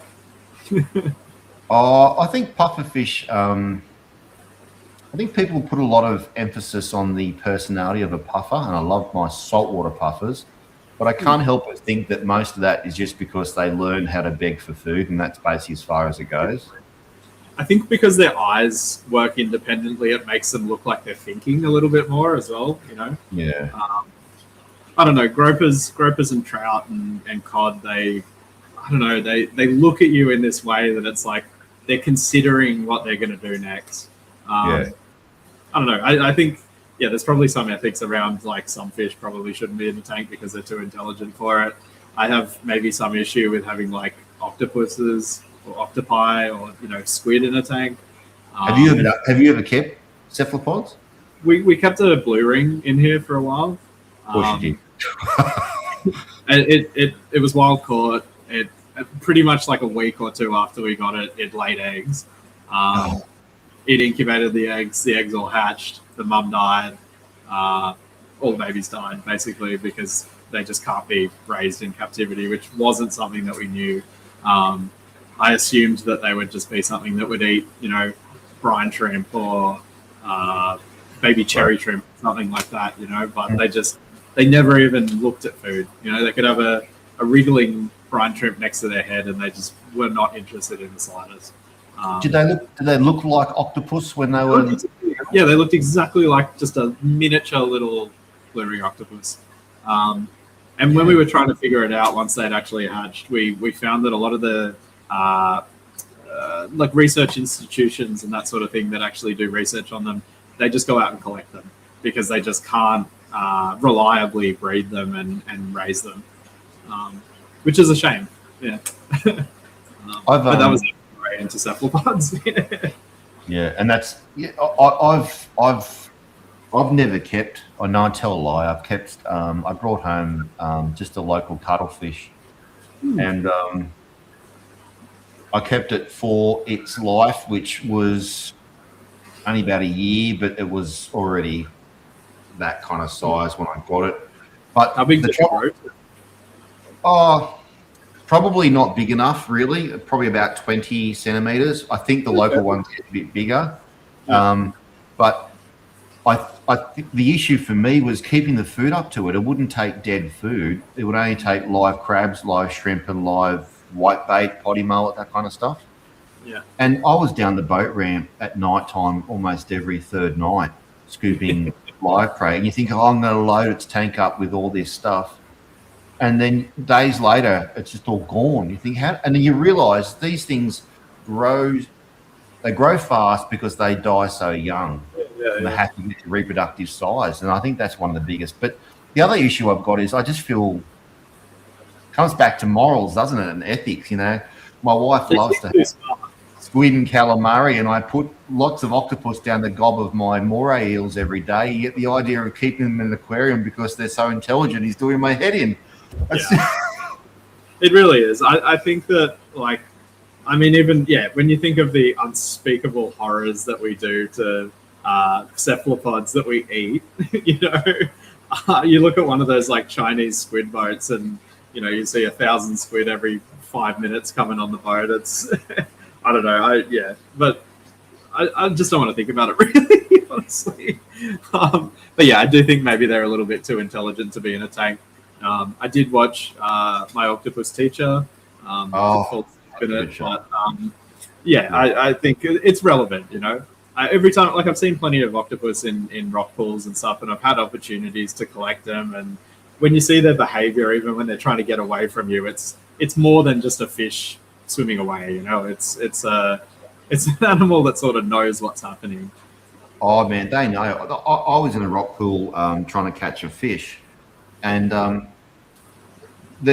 didn't know what was happening, but there was an octopus watching me, and then this arm would come out, a little spiral, and I like a little, and I realised because I had my net there in my hand, and I realised it was sending out its little tentacle to touch my hand and my handle to get a taste for what this thing was in its domain, and then I got a scare, and then because I'm not used to octopus, Yeah. octopods. Anyway, I eventually got my balls together, and I went and just sort of started to sort of touch it, and we're almost holding hands, like in the little rock pool. And I'm thinking, I'd love to get have a chat on a Sunday night with Richard Ross over in San Francisco. I don't know if you know Rich Ross. Spawns coral at home. Worked for what's a public aquarium over in San Francisco, the big one over there. Is it Steinhardt? Whatever it might be. Big in the American reefing scene. But he goes by the name of Seth Head. So he started out, he was really into home breeding and keeping of different cephalopods. And I just think that'd be fascinating. Yeah. I've got my contact in via Tom Bowling, so hopefully fingers crossed. Tom's probably your contact to a lot of different people. Yeah, Reef Beef. Anya was saying Reef Beef is his podcast. Yeah. All right. Now, anybody out there, we're going on 3.5 hours, so we're going to start wrapping this up. I'm going to go to bed. And if you've got any questions that you would like to ask, he's realised he hasn't drunk all these beers yet. Yeah, I'm still got 3 to go.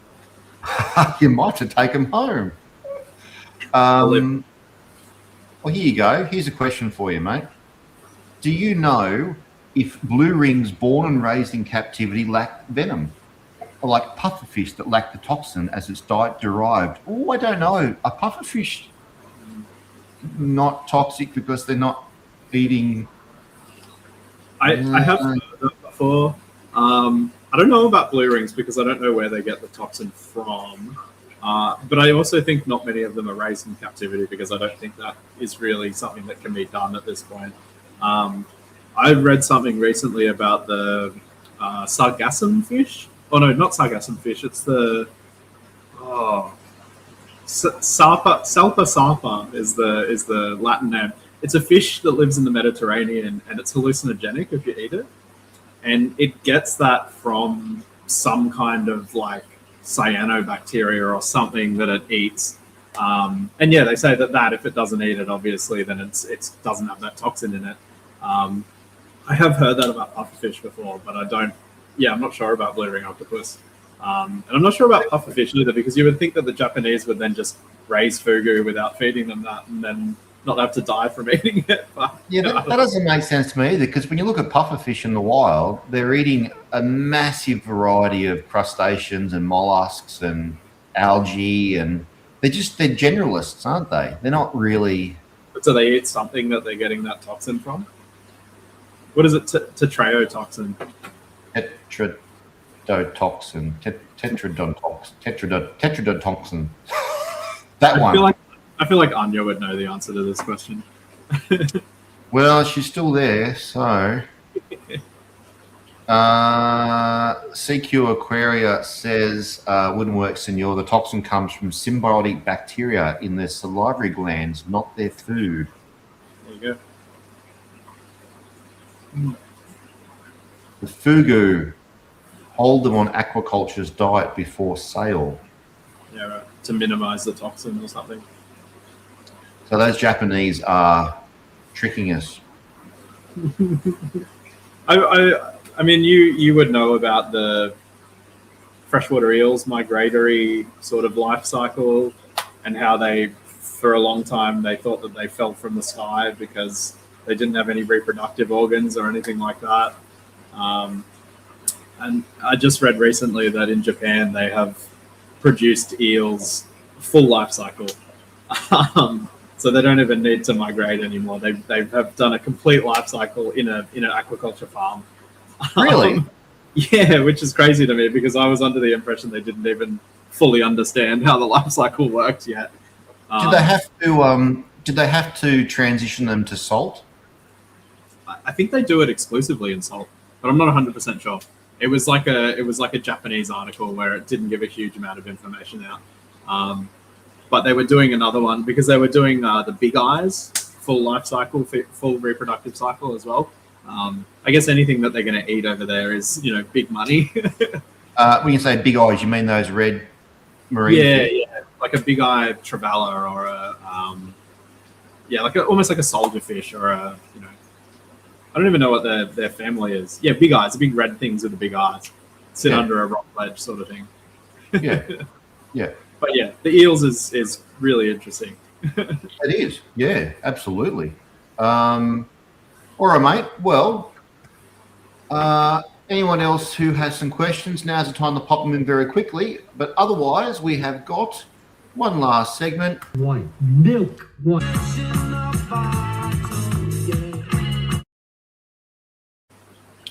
Finn, a previous guest has left a question for you without knowing who you are. Okay.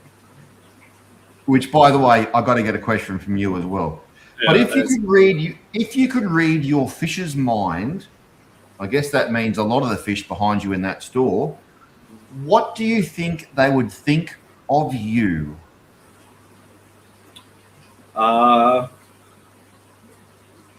Food. I think that's what most of them think of everyone. You come up to the tank, they're at the tank. We got a lot of customers that come in and they're like, "Oh wow, these fish really like you, don't they?" And it's like, no. They just think I'm about to feed them. I've opened the lid, I'm about to feed them. I think that's the major thing on most fish's mind. Do you find fish recognize people? Some fish. Yeah, because I'll get people that visit my shed, and the fish will just kind of like disappear. And then just before that, it was me walking through the shed, and they're like, I think some people don't know, and I have this argument with one of my staff in particular, but I think some people don't know how to exist near a fish tank. And I think some people, they're a little bit too jumpy or jolty or fast with their movements. And, you see it with someone like yourself who you would spend so much time sitting and watching your aquarium. You know that if you do a fast movement, the fish are going to scatter. You're trying to see this fish that, you're waiting for it to come out. You've got to be really still. And then there's some people that they sort of waltz on up to the aquarium. I think they don't know how to, I don't know, maybe they frighten the fish is what I would say. I'm sure some fish do recognize people. To what extent, though? You and I both have a beard. Do you think they can tell a difference? I don't know, but I think it's about the way that people approach an aquarium. Sometimes, sometimes it can be a bit too much and a bit confronting for the fish. I think. Whereas, if you're gentle with it, sort of ease them into it. I don't know. I wonder if the fish in the aquarium store, they get bought and they come back to my tank, and all the fish in my tank scatter when someone new comes, and the aquarium fish is going, "What's wrong with you? What's going on?" Because they're so hardened to all the people that are coming and going all the time. I would say so. I would say a fish in an aquarium shop is probably a lot more hardened to it than like a fish straight out of the wild, All right, mate. I'm just going to make sure there's no other last questions before we go. Comments.